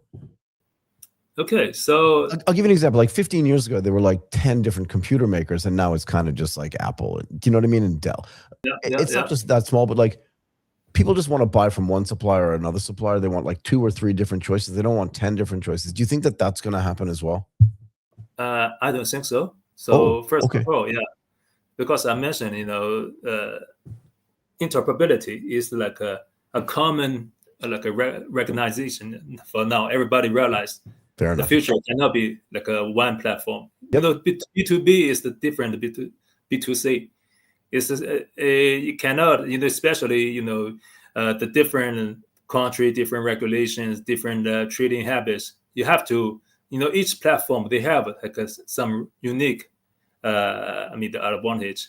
And that at this stage, especially when we work with the corporates, we not only just provided the technology, we also doing a lot of coordinations between the corporates and even internally sometimes. So that's something. We can handle the Asia Pacific, probably China, but you want me to talk to the banks in the US or with the bank in the Europe? Absolutely not. It's totally different mechanism. And talk about the milestone. There is exactly a date. It's 2030. It's not. I didn't see it. It's that the liners, the top 10, they made a commitment. They want the 2030 make 100 EBL adoptions. Got it. Okay. Look, Stephen, this has been really, really interesting stuff. I really want to thank you so much for your time today. Fascinating topic. And again, thanks for coming on and taking your time to participate in ATP Insights. Thank you again. Yeah, the pleasure is all mine. Thanks so much. Thank you so much. Cheers. Cheers. Okay, everybody. That is it today for ATP Insights. Thank you again so much for joining us today. Give us a thumbs up on the video, subscribe to the channel on YouTube, and follow us on all of our socials on X, on Instagram, and LinkedIn. And to be fair, while you're watching, we had a lot of people watching today live. Send us some questions, send us some comments. We love to have the sort of back and forth feedback. We like it. We'll answer your questions in real time. Leave us your comments once the video gets published everywhere and the audio gets published in places as well. We love to have that kind of feedback going back and forth. None of this is possible without Martin Runford. My name is Michael Waitz. Goodbye for now.